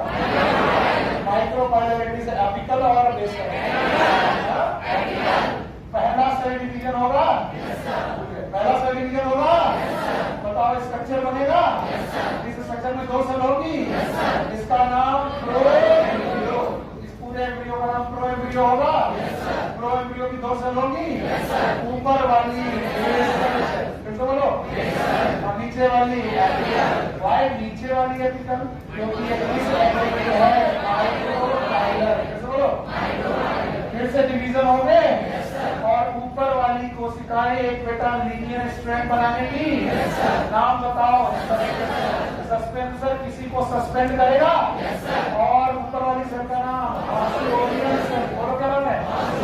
क्या अब आपको दिख रहा है वो जो यहाँ मैं नहीं दिखा पा रहा, वो दिख रहा है? पास्टोरियल सेल के साथ सस्पेंसर किसमें घुस गया? क्या लेने लगा? नरिशमेंट। और ये नरिशमेंट लेकर के नीचे पहुंचाने लगा। नीचे वाली कोशिकाएं से बिकम ग्लोब लाइक। बोलो कैसा? और ग्लोब लाइक वाले एम्ब्रियो का नाम बोलो ग्लोबुलर एम्ब्रियो। बोलो क्या नाम है? एनसीईआरटी में केवल इनके स्टेजेस लिखे हैं, तो बताओ जाइगोट के बाद पहला एम्ब्रियो, प्रोएम्ब्रियो के बाद ग्लोबुलर एम्ब्रियो, ग्लोबुलर एम्ब्रियो के बाद इस ग्लोबुलर एम्ब्रियो में सीरीज में ये रहा ग्लोबुलर एम्ब्रियो और ये रहा सस्पेंसर। धीरे धीरे सस्पेंसर छोटा होता जाएगा। क्यों? क्योंकि नरिशमेंट जो एंडोस्पर्म का है वो है कि खत्म होने लगा? खत्म होने लगा। जब नरिशमेंट खत्म होने लगा तो ये ग्लोबुलर एम्ब्रियो में इन्वेजिनेशन चालू हो गई। Just feel it. मान लो ये गुब्बारा है, तो इस गुब्बारे को तुम दबाने लगे, जैसे दबाने लगे ये दबने लगेगा लाइक दिस, और दबाने लगे ये और दब जाएगा लाइक दिस। यस, आपने अपने ग्लोबुलर एम्ब्रियो को थोड़ा सा इन्वेजिनेट किया और इस तरीके से आपको एक नया एम्ब्रियो मिला जिसका शेप हार्ट शेप है। It is known as heart shape embryo. NCERT को छोड़ना मत पढ़ना, ये सारे स्टेजेस केवल लिखे हैं, मैं दिखा रहा हूं। तो मेरे साथ चिल्लाते रहो, जाइगोट से, एम्ब्रियो से, ग्लोबुलर एम्ब्रियो से, और जब हार्ट शेप एम्ब्रियो बन चुका होगा भाइयों बहनों, अब मैं बना रहा हूँ heart shape embryo. Heart shape embryo जब बन चुका होगा, let's suppose this is a heart shape embryo in total, तब तक सस्पेंसर पूरी तरीके से समाप्त हो चुका है। अब इस हार्ट शेप एम्ब्रियो में एक और इन्वेजिनेशन होगा। जो लोग देख पाएंगे वो तो ठीक है, नहीं देख पाएंगे मुश्किल हो जाएगा, इसलिए मैं यहाँ तक आया। हार्ट शेप एम्ब्रियो में फर्दर इन्वेजिनेशन चालू होंगे। मैं सिखाने की कोशिश कर रहा हूँ, देखने की कोशिश करिएगा। ये अभी तक हार्ट शेप एम्ब्रियो है, लेकिन हार्ट शेप एम्ब्रियो में फिर से इन्वेजिनेशन चालू होंगे लाइक दिस। यहाँ से इन्वेजिनेशन चालू, और इन इन्वेजिनेशन की वजह से आपका heart shape embryo it become like this. Sir ये तो हाइड्रा जैसा कुछ दिख रहा है। अगर नहीं दिख रहा है तो मैं इसको दूसरे कलर से रखने की कोशिश करता हूं। एक स्ट्रक्चर ये बना इन्वेजिनेशन की वजह से, और एक स्ट्रक्चर ये बना इन्वेजिनेशन की वजह से। बीच में गैप है, इट इज नथिंग, और ये बाकी वाला पोर्शन दिस, इस वाले पूरे पोर्शन का नाम है एम्ब्रियोनल एक्सिस। बोलो क्या नाम है? फिर से बोलो। आप बहुत पढ़ा में सीट में, इस वाले एक्सिस का नाम एम्ब्रियोनल एक्सिस। और ये जो दोनों स्ट्रक्चर बने हैं इनका नाम है कॉटिलेडन्स। बोलो क्या नाम है? भाइयों बहनों, कॉटिलेडन में कितने कॉटिलेडन दिख रहे हैं? एक की दो? बताओ ये दोनों पार्ट है कि डायगोनल? और ऐसे एम्ब्रियो का नाम होगा मैच्योर एम्ब्रियो। बोलो क्या नाम होगा? मैं मैच्योर एम्ब्रियो को दोबारा दिखाऊंगा बोर्ड में, लेकिन पहले सीक्वेंस सीख लो। सीक्वेंस का रट्टा मानो, जाइगोट से, प्रो एम्ब्रियो से, ग्लोबुलर एम्ब्रियो से, हार्ट सेल एम्ब्रियो से। और बताओ क्या क्या देख रहे हो? जाइगोट से प्रो एम्ब्रियो बनते बाद कौन सा प्रोसेस? Cell division. बोलो, प्रो एम्ब्रियो से बेटा ग्लोबुलर एम्ब्रियो बनते वक्त भी सेल डिवीजन। लेकिन इसके बाद इन्वेजिनेशन। बोलो क्या? Invagination is a type of difference. Invagination is a type of differentiation. तो मैंने बोला था एम्ब्रियो बनते वक्त दो ही प्रोसेस होंगे। बोलो कौन? सेल डिवीजन और सेल डिफरेंशिएशन। और इसके बाद भी invagination, that is cell differentiation. Mature embryo का डायग्राम मैं दोबारा दिखा दूंगा, बड़ा बना के दिखा दूंगा। पहले इतना बताते जाओ जो मैं पूछूं। बताओ जाइगोट में क्या हुआ? बोलो, क्या बना? बताओ प्रो एम्ब्रियो तक डिफरेंशिएशन हुआ कि केवल सेल डिवीजन? केवल डिफरेंशिएशन, केवल सेल डिवीजन हुआ। दो सेल बनी, एपिकल सेल और एपिकल सेल। इसमें कौन है जो एम्ब्रियो बनाएगी? एपिकल। और कौन है जो सस्पेंसर बनाएगी? बेसल ने सस्पेंसर बनाया, करिश्मेंट लेने लगी। और बेटा एपिकल ने बेटा एम्ब्रियो बनाया। इस एम्ब्रियो का नाम ग्लोबुलर। ग्लोबुलर एम्ब्रियो के बाद इन्वेजिनेशन हुआ, क्या बना? Heart cell. और हार्ट सेल एम्ब्रियो में इन्वेजिनेशन हुए, क्या बना? अब जरा इस मैच्योर एम्ब्रियो को दोबारा देखो। अगर आप इस मैच्योर एम्ब्रियो को दोबारा देखें तो आपको समझ में आ जाएगा मैंने क्या बनाया है। पहले मैंने ये हार्ट सेल एम्ब्रियो आपके सामने बनाया था। अब इस हार्ट सेल एम्ब्रियो में मैंने इन्वेजिनेशन चालू की। इन्वेजिनेशन जब चालू किए तो मैंने क्या किया दिखा रहा हूं।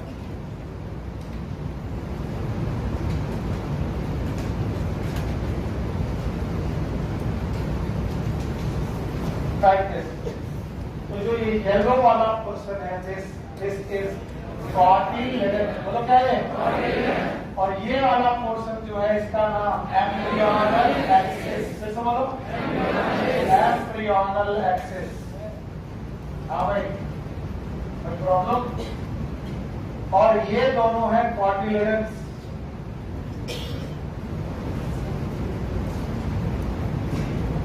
और चूंकि कॉटिलेडन दो हैं तो मोनोकॉट की डायकॉट। अच्छा, इस तरीके के स्ट्रक्चर में तो तुम कभी भी एपिकोटाइल हाइपोटाइल को समझ ही नहीं पाओगे।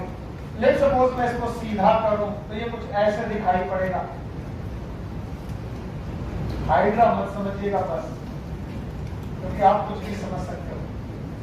वो हाइड्रा जैसा मैंने बनाया ही है और कुछ नहीं। मैं इन दोनों को सीधा कर रहा हूं। सीधा करने के बाद इन दोनों आर्म को मैंने अलग अलग कर दिया। बताओ ये दोनों क्या है? और ये एक्सिस का नाम क्या है? एम्ब्रियोनल एक्सिस है। और जब तुम्हें ये एम्ब्रियोनल एक्सिस दिखने लगेगी तो ये लेवल दिखेगा कॉटिलेडन का। बोलो क्या दिखेगा? तो कॉटिलेडन के ऊपर की एक्सिस बोलो एपिकोटाइल। बोल गए बेटा, क्या है? Thank you very much. और नीचे वाली इट इज हाइपोकोटाइल। अभी मैं रियल वाले में दिखाऊंगा। और हाइपोकोटाइल का टर्मिनल पार्ट रेडिकल। बोलो क्या है? अच्छा बताओ, यहाँ पर टर्मिनल पार्ट याद रहेगा? इसका रूट कौन बनेगा? रेडिकल। और इसके चारों तरफ कैप होगी। नाम बताओ। आप देखो, इसको यहाँ पर देखने की कोशिश करो। बताइए यहाँ पर जो कैप होगी, नाम बताओ। रूट कैप होगी। बताओ इस एम्ब्रियोनल एक्सिस का ये वाला पोर्शन क्या कहलाएगा? हाइपोकोटाइल। तो क्या कहलाएगा? हाइपोकोटाइल। और ये वाला पोर्शन क्या कहलाएगा? रेडिकल। क्या कहलाएगा? Thank you very much. आज ही पढ़ाया और आज ही बोल कर बताओ ये वाला पोर्शन क्या कहलाएगा? Thank you very much. तो अपनी बुक में देखेंगे और समझ में आएंगे। और ये वाला पोर्शन क्या कहलाएगा? क्या कहलाएगा? तो आप बताओ किसी भी मैच्योर एम्ब्रियो में क्या क्या मिलेगा? पता नहीं सर क्या बोले? हाँ सर पता नहीं। बिना देखे बता पाओगे? बताओ। पहले जाइगोट था, डिवीजन हुआ, क्या बना? दो एम्ब्रियो से globular embryo, globular embryo, heart cell embryo, heart cell embryo में क्या दिख रहा है?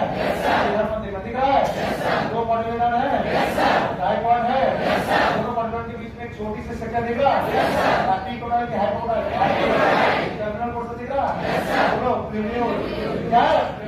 बाकी बची हुई एक्सिस हाइपोटाइल, और हाइपोटाइल का नीचे वाला रेडियल, और क्या इसी में होगा रूट क्या? जरा देखने की कोशिश करो, साइड डायग्राम मिलते हैं, मैं भी देखता हूँ एनसीईआरटी में साइड डायग्राम।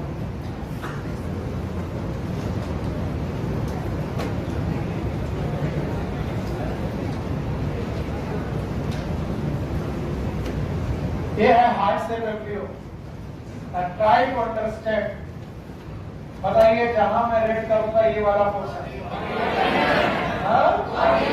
क्या ये कॉर्डिलेटरल है? ये एक्सिस, अच्छा ये पोर्शन, ये पोर्शन, ये पोर्शन, ये पोर्शन, ये वाला अगर सस्पेंसर होता तो यही होता, नहीं आया? आया। इसके पहले भी व्यवस्था देख लो, कहीं ऐसा ना हो कि सर समझ में नहीं आया। एम्ब्रियो फॉर्मेशन, एम्ब्रियो क्या? अरे ये लिखा था,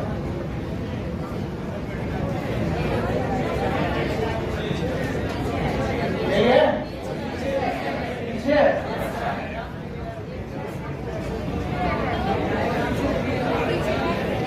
नहीं, मैं जो पढ़ाना चाह रहा हूँ मुझे मिल गया, मैं जो पढ़ाना चाह रहा हूँ मुझे मिल गया। तुम लोग क्या बोल रहे हो उससे क्या मतलब है? जाइगोट से क्या बनेगा? दो एम्ब्रियो से, ग्लोबुलर से, हार्ट सेल के बाद ये लिखा है, बना नहीं है। अब बना क्या वो दिखा दे रही, बना भी है, परेशान ये बताओ ये क्या है? ये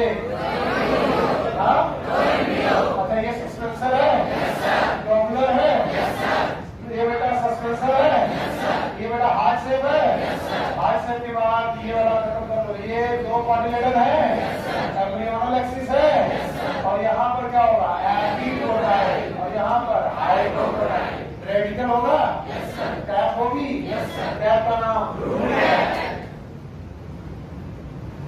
अगर आप इतना भी बता देते हो तो बेटा मेरा काम बन जाता है कि भाई मैंने तो तुमको समझा दिया। बताओ कितने इवेंट है?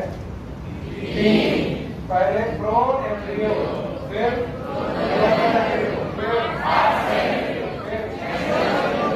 चार इवेंट होगा।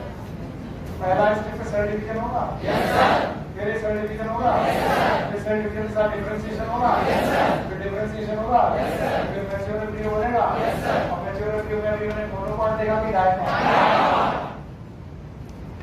आप ध्यान से देखो, बोलते सर आपने डायकॉट दिखा दिया, मोनोकॉट एम्ब्रियो के बारे में तो कुछ बताया ही नहीं। सो मोनोकॉट एम्ब्रियो को भी सिखाइए। वैसे सुबह मैं पढ़ा चुका हूँ मक्के का सीड बना करके, अभी फिर से पढ़। बोलते हैं मोनोकॉट एम्ब्रियो के भी initial development is same.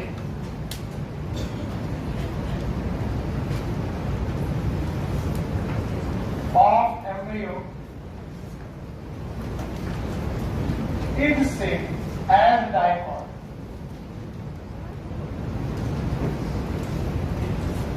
Dicot की तरह ही इनिशियल डेवलपमेंट होते हैं, लेकिन बाद में क्या चेंजेस आते हैं जरा देखिएगा। बोलते हैं इसमें एक एम्ब्रियोनल एक्सिस होती है। Let's suppose this is the embryonal axis. मैंने केवल एम्ब्रियोनल एक्सिस बनाई, और let's suppose this is the place from where cotyledon can be originated. तो इस पोर्शन के ऊपर वाली एक्सिस इज एपिकोटाइल। जब आप देखते रहो तभी काम बनेगा, बोलो क्या? और इसके नीचे वाला हाइपोटाइल। बोलते हैं सर जी अगर एपिकोटाइल और हाइपोटाइल हैं तो कॉटिलिडन भी होने चाहिए। बोले यस। इनके पास से एक कॉटिलेडन निकलता है जो सीड शेप है। This is a single cotyledon. इसका नाम बताया था भाई, जवाब ही नहीं आ रहा। सिंगल कॉटिलेडन क्या ये स्पूटेलम है? Sir it is a scutellum. Sir सुबह तो ऐसा नहीं दिखाया था, बस क्रॉस सेक्शन का तरीका अलग है। कभी लॉन्गिट्यूडनल काटते हैं, कभी हॉरिजॉन्टल काटते हैं, अभी कैसे काटा तुम देख। बोलते सर अगर ये एक कॉर्डिनेटर है तो दूसरा कहाँ गया? बोले अगर दूसरा कॉर्डिनेटर भी होता भाइयों बहनों तो ये दोनों पार्ट होता कि डायरेक्ट होता? ये दोनों कॉर्डिनेटर होते हैं, इनके बीच की एक्सिस हैप्पी होता है, भूल गए अभी अभी हाइड्रा बनाया था, दोनों कॉर्डिनेटर के बीच की एक्सिस। बोलते हैं सर ये वाला जो कॉर्डिनेटर है ये रिड्यूस हो गया और ये एपिब्लास्ट नाम के स्ट्रक्चर में कन्वर्ट हो गया। Please see your NCERT. तो बताओ दो कॉटिलेडन में दो बचे कि एक बचा? और एक बचा तो डायकॉट की मोनोकॉट। बाकी एक्सिस का नाम एम्ब्रियोनल एक्सिस। सर तो घबराया मत करो, पढ़ना तुम्हारी जिंदगी है, मुंह मत बनाया करो सर क्या पढ़ा। स्टूडेंट हो, स्टडी करने आओ, पढ़ना है ही, चाहे मुंह बना के पढ़ो चाहे घुसो के पढ़ो, क्या तरीका है? बताओ एक एपिपोटाइल है, इसका मतलब यहाँ से लेकर यहाँ तक जो एक्सिस है इसका नाम एम्ब्रियोनल है, और ये ऊपर वाला पोर्शन एपिपोटाइल। बोलो क्या है? Thank you. ये वाला तो हाइपोटाइल के टर्मिनल पार्ट का नाम रेडिकल। भूल गए आप लोग? रेडिकल है। और एपिपोटाइल के टर्मिनल पार्ट का नाम स्मूथ एपेक्स। बोलो क्या नाम है? टैक्सी का नाम प्रिम्यूल है। और मोनोकॉट में प्रिम्यूल की जगह कौन सा शब्द यूज करते हैं? अच्छा बताओ, क्या मैंने तुम्हें सुबह को और स्ट्रक्चर पढ़ाए थे? यस। इसके बाद क्या होंगे? These are known as coleorhiza. बात है नहीं? और क्या इसके बाद भी स्ट्रक्चर होंगे? तो क्या होगा? सर सुबह जो आपने स्ट्रक्चर बनाया था उसमें आपने कुछ ऐसा स्ट्रक्चर बनाया था सर, अभी आपने बदल दिया। ये डेवलपमेंटल हिस्ट्री है, मक्के का है। बताओ यहाँ पर कोई लेयर थी? क्या बताओ? एल्वेओल लेयर थी। इनका नाम क्या था? एंड्रोस्टर्म। क्या यहाँ पर एम्ब्रियोनल एक्सिस थी? बताओ ये वाला पोर्शन एपिपोटाइल, ये हाइपोटाइल। क्या यहाँ पर बेटा कोलियोटाइल था? क्या ये कोलियोराइजा था? बताओ यहाँ सिंगल कॉटिलेडन है कि डबल? सिंगल। डायकॉट की मोनोकॉट? अभी ये डेवलपमेंटल हिस्ट्री में तुम्हें सिखाया गया कि कैसे डायकॉट चेंजेस इनटू मोनोकॉट। तो पहले कौन बने और डायकॉट में क्या आया? मॉडिफिकेशन। क्या बने? इसीलिए बोला जाता है कि अगर इवोल्यूशन के दौरान पूछा जाए which is more developed. Very good. तो अगर कोई मोस्ट एडवांस फैमिली पूछे तो आप डायकॉट की फैमिली चूज करोगे? Piscoaceae, Gramineae, wheat, rice, maize के मोस्ट एडवांस फैमिलीज में से एक फैमिली है। बिकॉज इवोल्यूशन के दौरान पहले कौन बना? बाद में। जो बाद में बनता है वो एडवांस होता है। कैसा होता है? एडवांस। हमारे बाद में जो ह्यूमन आएगा होमो सैपियंस फ्यूचरिस्ट, वो हमारे से ज्यादा एडवांस होगा। क्या हम लोग एप के बाद आए हैं? क्या हम लोग निएंडरथैलर क्रो-मैग्नेट के बाद आए हैं? तो हम ज्यादा एडवांस हैं? नहीं आ रहा सर? आ रहा है? तो जो बाद में आता है वो प्रिमिटिव के एडवांस। तो अब बताओ यहाँ के दोनों कॉटिलेडन में से एक कॉटिलेडन बचा किस रूप में? एपिब्लास्ट। और दूसरा किस फॉर्म में? स्पूटेलम। और इस तरीके से इसकी एक्सिस का नाम एम्ब्रियोनल एक्सिस। एम्ब्रियोनल एक्सिस का ऊपरी हिस्सा एपिपोटाइल। सुबह भी सिखाया था कॉटिलेडन के ऊपर, ऊपर मतलब एपी, कॉटिलेडन के नीचे, नीचे मतलब हाइपो। तो बताओ यहाँ से अगर कॉटिलेडन निकला तो ये वाला हिस्सा, ये वाला। अच्छा मैंने तो बड़े शान से लिख दिया कि epiblast is the remnant of cotyledon, but it is a controversial.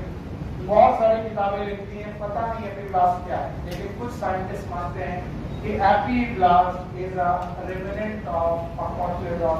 कितने कॉटिलिडॉन हुआ करते थे? अभी बचा कितना है? भाइयों बहनों, मेरे प्यारे बच्चों, हम लोगों ने सेक्सुअल रिप्रोडक्शन के 3 इवेंट पढ़ने के लिए कहे थे। बोलो कौन कौन? क्या तीनों पूरे हो गए? और अगर ये तीनों पूरे हो गए तो चैप्टर भी पूरा हो जाना चाहिए। चैप्टर का नाम क्या है? Sexual reproduction. और भाइयों बहनों, सेक्सुअल रिप्रोडक्शन में फ्लावरिंग प्लांट के प्रोडक्ट भी बनते हैं। भूल गए लोगों? क्या सेक्सुअल रिप्रोडक्शन के प्रोडक्ट बनते हैं? और वो 2 प्रोडक्ट बनाता है, एक और दूसरा कौन? और चूंकि मॉर्फोलॉजी में मैंने आपको क्या पढ़ाया है? और ऐसी आईटी अजीब बुक है, कई टॉपिक 2 बार थी। जैसे मॉर्फोलॉजी में फ्रूट और सीड दिया है, तो फिर इस चैप्टर में फ्रूट और सीड देने की जरूरत नहीं थी। लेकिन अगर मैं ना पढ़ा, तुम्हारे मन में कसक रह जाएगी, सर नहीं ये टॉपिक छोड़। चाहे मैं एक ही बार बोल दूं? नहीं बोलूं? कर पाओगे? नहीं कर पाओगे? कुछ लोग बोले पता नहीं कैसी तुम्हारी। आप बताओ क्या टॉपिक में, अगला टॉपिक क्या लिखा है इसका? आज दोपहर वाला फिर से मैं वैसे ही स्लीप पढ़ाऊंगा। ऐसा तो नहीं है कि स्लीप पढ़ाते वक्त मैं दूसरा चीज पढ़ा दूंगा। What is sleep? क्लास में कितने लोग नहीं थे? डरो मत,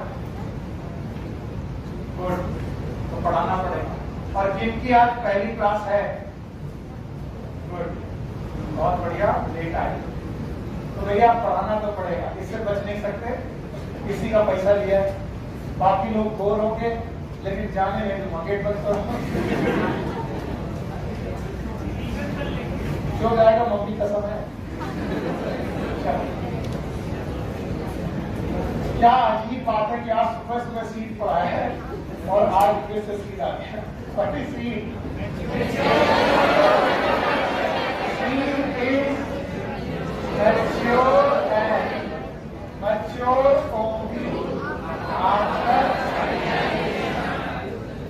उन सब लोगों को भगवान बड़ी शांति प्रदान करे जो सुबह आज क्लास में थे, क्योंकि वो आप गाली निकालने वाले हैं। निकालने वाले हैं?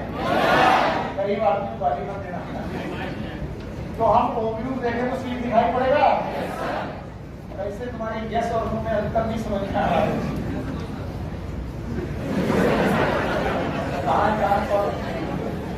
खड़ो खड़ो भाई, बड़ा बढ़िया चौक कौन था? हाँ भाई, नेक्स्ट सर, खड़ो। यस, दाढ़ी का नहीं, कैसे ऐसे कैसे करेंगे? ये दाढ़ी करने का तरीका बताओ। मैंने ट्राई की, तो झुआ करोगे।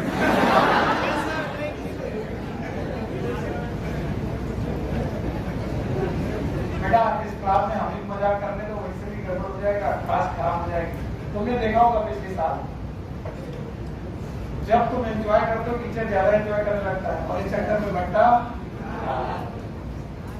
हम ही करते हैं। हमारे बच्चे थोड़ा गाली दे देंगे तो कुछ नहीं है, ज्यादा गाली देने पर केवल एक काम होता है मेरे साथ, एक पूरी बात होती, मेरा एक टोन कलर और डार्क होता है। काले आदमी में कोई रंग चढ़ने वाला तो दरियाओं में थोड़ा और कर लिया, कुछ फर्क नहीं पड़ता। हाँ, दूसरा एक और हुआ इसके दौरान 5-6 सालों में कि जब ज्यादा गाली पड़ी तो काले रंग के साथ बाल भी झड़ने लगे। अभी इतना खाली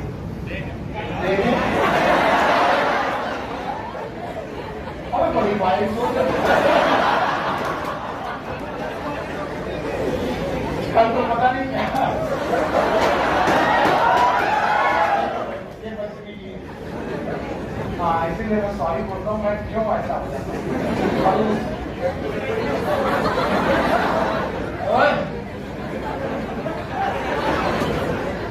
खरूज के पढ़ाने में तो पढ़ ले तो मजाक करने में बदतमीजी हो जाती है। अब तमीज कहेंगे बता दिया, कभी टकला आपकी देखा नहीं है ऐसे, बाकी यहाँ से ऐसे ये सब सिखाए, तुरंत उल्टी हो जाए। इसलिए डोंट ट्राई, ये खतरों की चीज है। आप इसे देखो हो गए। मैं यही चाहता था कि थोड़ा तुम्हारा मन हल्का हो जाए, क्योंकि सीन फिर से गहरे तरीके से आपको करने वाला हूं। आप साथ रहिएगा। बाकी लोगों की कोई गलती नहीं है जो बेचारे आज पहले दिन आए। तो क्या हमें ओव्यूल याद है? देखना फिर से ओव्यूल बनाते हैं। ये बताओ आउटर इंटेगमेंट है, यहीं पर बनाएगा सुबह भी। ये इनर इंटेगमेंट है, पक्का? यहाँ पर अटैच है हाइलम, हाइलम है यहाँ से, और ये टाइम उतना ही लगना, लिख देते हैं। बोलो ये कौन सा इंटेगमेंट? ओके, ये वाला थैंक यू वेरी मच। और बताओ यहाँ पर इसके अंदर यूसलस, अच्छा बच्चों, और फर्टिलाइजेशन हो चुका है तो एम्ब्रियो सैक में क्या एंडोस्पर्म और एम्ब्रियो दोनों बच चुके होंगे? अगर एंडोस्पर्म बचा होगा तो एंडोस्पर्म, अगर बीच में एक्सिस होगी, अभी पढ़ाया आपको, मतलब एक्सिस होगी, नाम बताओ, और इसके चारों तरफ कॉर्डिनेटॉन होंगे, दो कॉर्डिनेटॉन तो मोनोकॉट आएगा। इसका नाम माइक्रोपाइल। सॉरी बेटा, जो लोग सुबह पढ़े उनको मुश्किल पड़ रहा होगा, पर अब पूरा मत पाना। देखो ये माइक्रोपाइल है। अब मैं इस ओव्यूल से क्या बनाने जा रहा हूँ? सीड। बोलो seed is mature ovule after fertilization. चलो बनाओ। आउटर इंटेगमेंट से क्या बना? टेस्टा। टेस्टा, शाबाश, यहीं पर सुबह भी लिखा था, याद आया? और यहाँ पर मेम्ब्रेन बनी, इस मेम्ब्रेन का नाम टेगमेंट। अच्छा, टेस्टा और टेगमेंट मिलकर के क्या ये सीड कोट बनाते हैं? तो भाई पहले ओव्यूल देखो फिर सीड कोट देखो। ओव्यूल के आउटर इंटेगमेंट, इनर इंटेगमेंट क्या बनाते हैं? टेस्टा एंड टेगमेंट। आउटर इंटेगमेंट से टेस्टा, इनर इंटेगमेंट से टेगमेंट। पक्का? बताओ माइक्रोपाइल पे ना तो आउटर इंटेगमेंट है ना तो इनर, क्या यहाँ एक गैप छूट जाएगा? नाम बताओ। ये वही माइक्रोपाइल है जहां से कौन एंट्री मारा था? अभी इस माइक्रोपाइल से एयर एंट्री मारेगी और वाटर, एयर और वाटर। जब जर्मिनेट करेंगे तो यहां से एयर और वाटर एंट्री मारेगी। Outer integument टेस्टा, inner integument tegmen, दोनों मिलाकर सीड को। इसके बाद मिलता है न्यूसिलस। क्या होता है? मैंने सुबह कुछ लिखवाया था, याद है? न्यूसिलस जनरली डीजनरेट हो जाता है। आप डीजनरेट हो जाता है क्योंकि नरिशमेंट प्रोवाइड करता है, लेकिन कुछ सीड्स में क्या न्यूसिलस रिमेन बचा रहता है, और जो रिमेनिंग न्यूसिलस है इसका नाम पेरिस्पर्म। बोलो क्या है? पेरिस्पर्म के बारे में पूछा जाए, व्हाट इज पेरिस्पर्म, बता पाओगे? पीबीसी याद है? बी फॉर ब्लैक पेपर है, काली मिर्च में पाया जाता है। ये क्या है? चुकंदर में पाया जाएगा, और कैस्टर में भी पाया जाएगा, थोड़ा पेरिस्पर्म पाया जाएगा। अब इधर देखो ध्यान से, आउटर इंटेगमेंट, इनर इंटेगमेंट, न्यूसिलस निपट गया, बचा सैक। क्या बचा?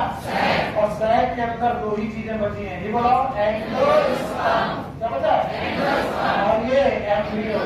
तो अगर एंडोस्पर्म प्रेजेंट है भाइयों बहनों, अगर एंडोस्पर्म प्रेजेंट है, मैंने सुबह में लिखाया था, एंडोस्पर्म में दो कंडीशन हो सकती है, अभी पढ़ाया था।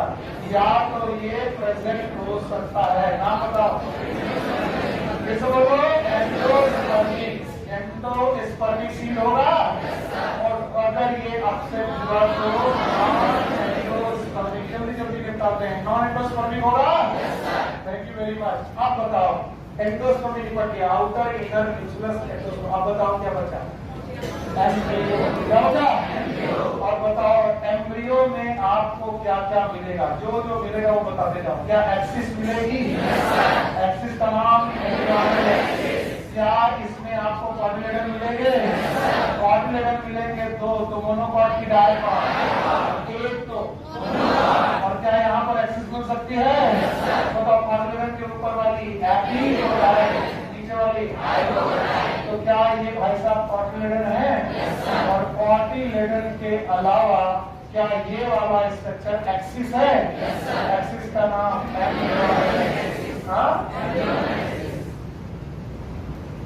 ये सीड का रियल डायग्राम है कि रे डायग्राम? क्या हम ओव्यूल को सीड में बनते हुए देख रहे हैं? अच्छा बताओ, जब सीड को तोड़ेंगे तो क्या मटर के, हमने बोला था मटर की फली से मटर के दाने को तोड़ते हुए देखो, क्या स्टार छूट जाएगा? उस स्टार का नाम आइलम। तो बताओ, सीड में जहां पर सीड अटैच होता है फली के साथ से तोड़ा, तो वहां पर एक दाग छूट जाएगा, नाम है आइलम। क्या आइलम माइक्रोकाइल के पास पाया जाएगा? This is a seed for you.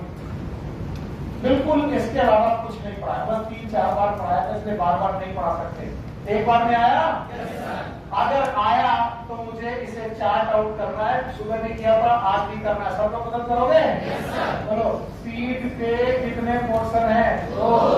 पहला पोर्शन सीड कोड, आप नहीं करोगे तो गड़बड़ है। सीड कोड है? अच्छा, दूसरा बोलो कर्नेल है? All the tissue inside the seed code is kernel है? जल्दी बोलो, सीड कोड के 2 पार्ट होंगे। पहला दूसरा टेस्टा, और टेगमेन में स्कार कहाँ मिलेगा? टेस्टा। बोलो क्या नाम होगा? आइलम। क्या इनके बीच में बेटा ओपनिंग मिलेगी? बोलो क्या होगा? माइक्रोकाइल। बस लर्न करने के तरीके सिखा रहा हूं, कुछ नहीं। कर्नेल में 3 चीजें मिलेगी। पहला कौन? जो हमेशा प्रेजेंट होगा, हमेशा प्रेजेंट, कभी कभी प्रेजेंट होगा और कभी कभी एब्सेंट होगा। बोलो बीबीसी याद है? बोलो एंडोस्पर्म होगा, हमेशा होगा। एंडोस्पर्म भी प्रेजेंट हो सकता है, एब्सेंट हो सकता है। प्रेजेंट हुआ तो एंडोस्पर्म, नहीं हुआ तो क्या? एंडोस्पर्मिक सीड के एग्जांपल बता पाओगे? व्हीट, राइस, मेज, कैस्टर, कोकोनट। कोकोनट नहीं है? अरे कोकोनट का पानी क्या है? एंडोस्पर्म। याद है? बोलो व्हीट, राइस, मेज, कोकोनट, कैस्टर। एंडोस्पर्मिक की नॉन एंडोस्पर्मिक? अच्छा बताओ, नॉन एंडोस्पर्मिक सीड याद है? बोलो फैमिली है? बोलो कौन? अच्छा बताओ, इसके बाद एम्ब्रियो मिलेगा। अब ये चीज मैंने सुबह छुपा ली थी क्योंकि जगह नहीं थी, अब जगह मिल गई तो पढ़ाते रहे। एम्ब्रियो के 2 पार्ट, वन इज कॉर्टिलेडन है। बताओ कॉर्टिलेडन 2 है तो लोग बोले पढ़ा दिया तो ऐसा कौन सा तीर मार दिया, बात तो वही है। एक हुआ तो दूसरी एक्सिस का नाम बताओ? और एम्ब्रियोनल एक्सिस से कितने पार्ट? 2। एक पार्ट एपी पता है, दूसरा खतरनाक। पढ़ाने के पहले मैं खुद उल्टी कर रहा था कि कैसे पढ़ाऊंगा, देखो पढ़ा दिया। क्या तुम्हें समझ में आया? जिनका पहला मिलता उन्हें समझ में आया? अगर उन्हें समझ में आया तो सीड आपके सामने हो चुका है। अभी बैठ के 8 बजे की बजे नहीं। Seed, what is seed? Mature and mature ovule after fertilization is known as seed. याद रहेगा? बताओ, सब कुछ पढ़ा देने के बाद पूछता हूँ, seed code is made up of पता? माइक्रोकाइल होगा, उसके पास में स्टार होगा, नाम बताओ। अंदर पूछेंगे तो न्यूक्लियस जनरली कभी कभी, नाम बताओ। एंडोस्पर्म हो सकता है? नहीं भी हो सकता है। एम्ब्रियो हमेशा होगा? तो सर 2 मॉडल तो एक है तो एक्सिस होगी, एम्ब्रियोनल एक्सिस, ऊपर वाला नीचे वाला, एम्ब्रियोनल का जनरल पार्ट नीचे वाला, पक्का? सब कुछ तो आता है। अब क्या जान लो, सीड हो गया, लेकिन सीड में बची हुई बात बातें जो आज नहीं पढ़ा। पहला पॉइंट, जब सीड बन जाता है तो ये दो प्रोसेस से गुजरता है। One is known as dehydration, ये सूखने लगता है, और डेसिकेशन।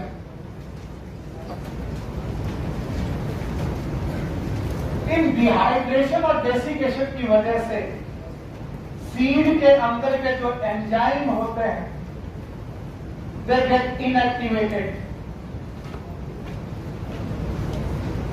और अगर एंजाइम इनएक्टिवेटेड हो जाते हैं तो इनका एम्ब्रियो इनएक्टिवेटेड हो जाता है। अगर ये एम्ब्रियो एक्टिवेटेड होता मेरे बच्चों, तो मैंने आपको बहुत पहले सिखा दिया था कि पूरी लाइफ साइकिल में दो लोग जर्मिनेट करते हैं, एक स्पोर और एक एम्ब्रियो। भूल गए होंगे? जब स्पोर जर्मिनेट करता है तो बनता है गैमेटोफाइट, और जब एम्ब्रियो जर्मिनेट करता है तो बनता है स्पोरोफाइट, जिसमें होता है रूट स्टेम लीफ। अब ध्यान सुनो, इस सीड के अंदर बेटा 10 मिनट रुकना है तो रुकी लो बेटा, बातें मत करो। फील करो कि सीड के अंदर पूरा का पूरा प्लांट है, लेकिन ये प्लांट आज किस फॉर्म में है? एम्ब्रियो। और एक्टिवेटेड की इनएक्टिवेटेड। अगर मैं इसको डिहाइड्रेशन की बजाय हाइड्रेशन दे दूं, पानी दे दूं, तो बताओ इनएक्टिवेशन से क्या होगा? एक्टिवेशन। और क्या ये जर्मिनेट कर जाएगा? तो भैया जर्मिनेशन ना हो इसलिए क्या होता है? और इससे इनमें एक फीचर पैदा होता है, that is known as dormancy. Dormancy of seed, and dormancy of seed is the inactivity of seed. सोच कर देखिए, क्योंकि आप सीड इतना देख चुके हैं कि आप सोचते नहीं।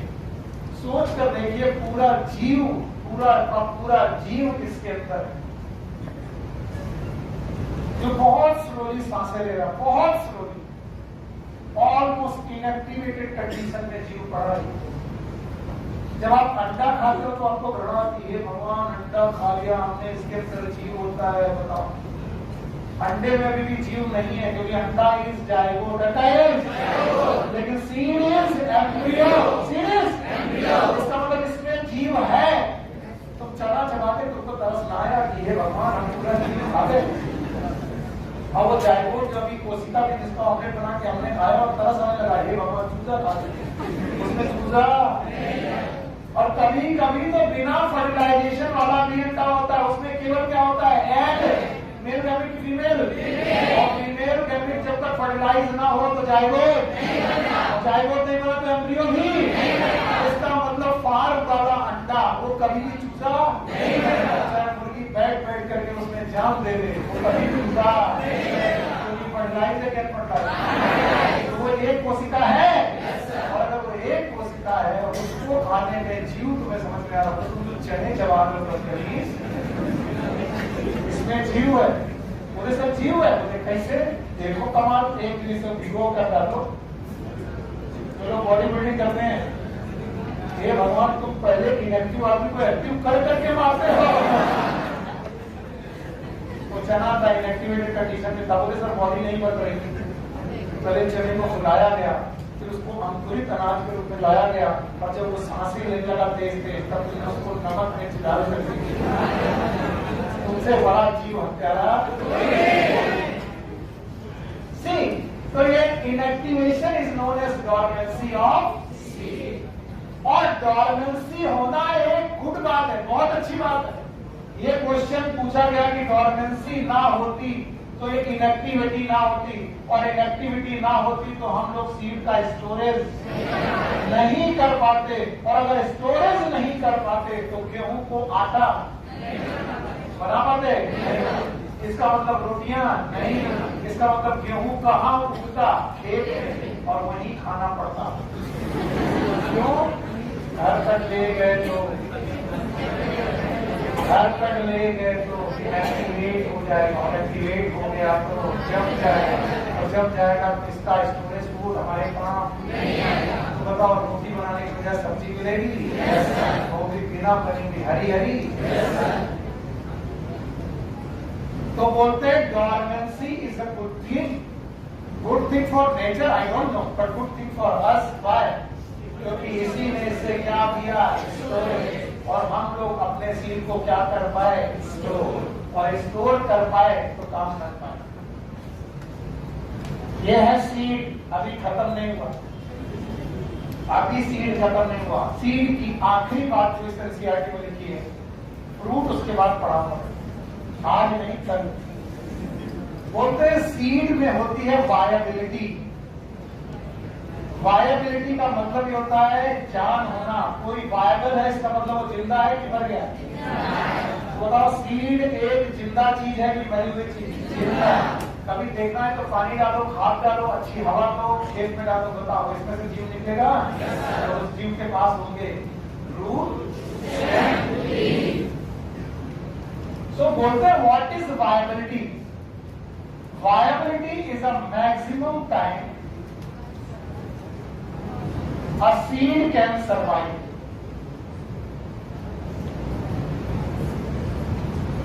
after dispersal। अब आप पूछेंगे सर डिस्पर्सल क्या होता है?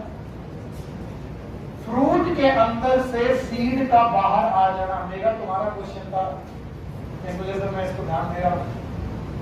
फ्रूट के बाहर सीड आ जाना, it is known as dispersal. एक दिन मेगा ने मुझसे पूछा कि सर ये बताइए, अगर हम लोग सीड खा रहे हैं किसी प्रजाति के, तो उस प्रजाति को इस दुनिया से खत्म हो जाना चाहिए। सीड खा रहे तो क्या पूरे जड़ डाल जा रहा है? कुछ बच रहा है? बच रहा है। वो कंटिन्यूटी ऑफ लाइफ को मेंटेन करता है। वो क्वेश्चन में बाद में देखूंगा। सीड का फ्रूट से बाहर निकलना, it is known as dispersal. Dispersal हो जाने के बाद ये सीड हमेशा जिंदा नहीं रहेगा। इसका एक मैक्सिमम टाइम है जब तक ये जिंदा रहेगा। तो सर हमने अपने घर की कोठरी के अंदर एक बड़ी सी स्टोरेज में हमने 15 साल पहले गेहूं रखा था, आज भी रखा होगा, लग गया, खराब हो गया होगा, सड़ गया होगा, या फिर उसकी जान चली गई होगी। इसका मतलब वो उतना फिर जिंदा नहीं है। साल भर या 2 साल के अंदर हमें गेहूं को आटा बनाकर खाना या फिर बेच देना ताकि दूसरे लोग खा लें। जो लोग खेती करते हैं जानते हैं, कुछ अनाज अपने घर में रख लेते हैं तो उनको खाने काम आता है, बाकी अनाज वो बेच देते हैं ताकि दूसरों को खाने को काम। अगर ये अनाज सालों तक रखा जा सकता तो क्या होता? एक बार ग्रो कर लिया, 50 साल का फिर कोई खेती नहीं करेगा।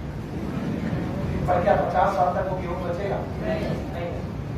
So maximum time a seed can survive after dispersal, it is known as viability।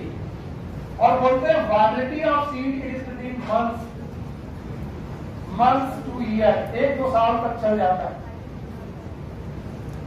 लेकिन हिस्ट्री में 2 ऐसे सीड हमारी एनसीईआरटी में लिखे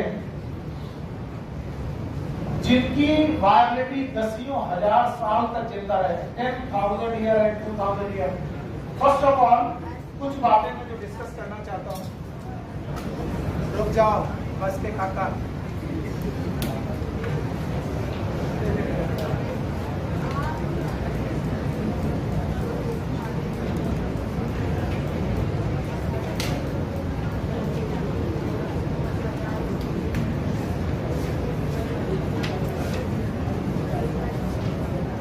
ओके, तो बेटा पहले तो आप कुछ चीजें सीखो, वरना आप रट्टा मारोगे और मजा नहीं आएगा। पहली चीज ये है कि तुम अर्थ को देखते हो, अर्थ में इधर वाला पोल नॉर्थ की साउथ और इधर वाला बीचों बीच में जो रेखा है वो इक्वेटर है। बोलो कौन सी? इसके बाद है ट्रॉपिक, बोलो क्या है? फिर है सब ट्रॉपिक, फिर है टेम्परेट, बोलो क्या है? फिर है सब पोलर और पोलर। सब पोलर और पोलर वाली, जो पोलर वाली वेजिटेशन है यानी पोल्स में पाई जाने वाली वनस्पति जो है, it is known as tundra. इस वनस्पति को हम लोग बोलते हैं टुंड्रा। और याद रखना, पोल्स ही अकेली ऐसी जगह है जहां पर साल भर आइस डिपॉजिट रहती है, पूरे साल आइस डिपॉजिट, चाहे नॉर्थ पोल हो चाहे नॉर्थ पोल वाले रीजन को हम लोग बोलते हैं आर्कटिक रीजन। बोलो कौन? And this is known as Antarctic. बोलो कौन सा है? and some type it is also known as alpine. बोलो क्या नाम है? alpine. So बोलते हैं कि आर्कटिक टुंड्रा में, आर्कटिक रीजन की टुंड्रा में, आर्कटिक रीजन मतलब नॉर्थ की साउथ, आर्कटिक मतलब बोलते हैं आर्कटिक टुंड्रा में एक सीड मिला और इस सीड का नाम था ल्यूपिनस आर्कटिक्टस, ल्यूपिनस आर्कटिक्टस। आज मैंने आपको एक ऑर्नामेंटल प्लांट पढ़ाया, फैमिली थी फैबेसी, एग्जांपल ल्यूपिन, वही ल्यूपिन का सीड मिला, Lupinus arcticus. Why it is known as arcticus? और ये ल्यूपिनस आर्कटिक्टस की आर्कटिक आइस में दबा हुआ था। आइस में दबा होना इसका मतलब क्रायो प्रिजर्वेशन। कैसा? ठंडी में प्रिजर्व करना। क्या चीजें प्रिजर्व रहेंगी? यस। और इस ल्यूपिनस आर्कटिक्टस को 10,000 साल पुराना माना गया by carbon dating and all dating, जो डेटिंग करने के तरीके हैं। तो बोले 10,000 साल से सीड यहाँ पड़ा हुआ था और जब हम लोगों ने सोचा कि ये मर गया होगा तो अजीब अचंभा मिला कि 10,000 साल बाद भी इसको ग्रो कराया गया तो ये ग्रो हो गया। इसका मतलब ये वायबल था कि बेटा डेड था? 10,000 सालों से पड़ा हुआ इस सीड का एग्जाम्पल कभी ना कभी पूछा जाएगा और आपकी बुक में दिया गया है। बताओ सीड का नाम? ल्यूपिनस आर्कटिक्टस। याद रहेगा? एक और सीड है, यही आखिरी टॉपिक है, फिर घर जाएंगे आप। एक राजा हुए किंग हेरोड। ऐसा माना जाता है काफी डरपोक राजा रहे। इन्होंने अपना महल, palace, that is king Herod palace, palace का मतलब महल, डेड सी के पास बनाया था। डेड सी, समुद्र के किनारे बनाया था। वो चाहते थे कि समुद्र की तरफ से तो कोई अटैक ना हो। ऐसा कहते हैं, हो सकता है ये जानकारी ठीक ना हो, गलत भी, ये कहानियां बनी बनाई थी उसने। तो हुआ क्या, वो डेड सी के पास उन्होंने अपना पैलेस बनाया था, किंग हेरोड पैलेस था। और इस पैलेस को उन्होंने खूब सजाया था और उसमें खूब डेट पाम के पौधे भी लगाए थे। एक बार सुनामी जैसा कुछ प्रकरण हुआ तो बताओ राजा बचे कि महल डूब गया? राजा तो आइडिया नहीं, महल डूब गया। ये किंग हेरोड पैलेस डूब गया। डूबने के बाद एक्सकेवेशन हुआ, इसकी खोज हुई। खोजने के बाद हमें पता चला कि उनके बाग में लगे हुए डेट पाम मतलब खजूर, डेट पाम का एक सीड मिला और उस सीड की बेटा डेटिंग की गई तो वो 2,000 साल पुराना मिला। तो ऐसा लगा कि ये 2,000 साल से पड़ा खराब हो गया होगा, लेकिन बाद में पता चला कि ये बाइबल था। इस सीड का नाम था फीनिक्स डेक्टाइनोफेरा। बोलो क्या नाम था? तो भैया 2 सीड के नाम याद रखने हैं, फिर घर जाना है। पहला सीड ल्यूपिनस आर्कटिक्टस, कितने साल? और दूसरा कौन? फीनिक्स डेक्टाइनोफेरा। और दोनों की ओरिजिन कौन, कहां पर कौन मिला? फीनिक्स डेक्टाइनोफेरा किंग हेरोड पैलेस, पक्का। और ये वाला काम था तो सीड आज खत्म हुआ और कल ये चैप्टर खत्म हो जाएगा। फ्रूट बचा है और एपोमिक्सिस बचा है, बाकी क्वेश्चन उसके बाद हम लोग नेक्स्ट चैप्टर ह्यूमन रिप्रोडक्शन शुरू करेंगे। Take care, good luck, bye.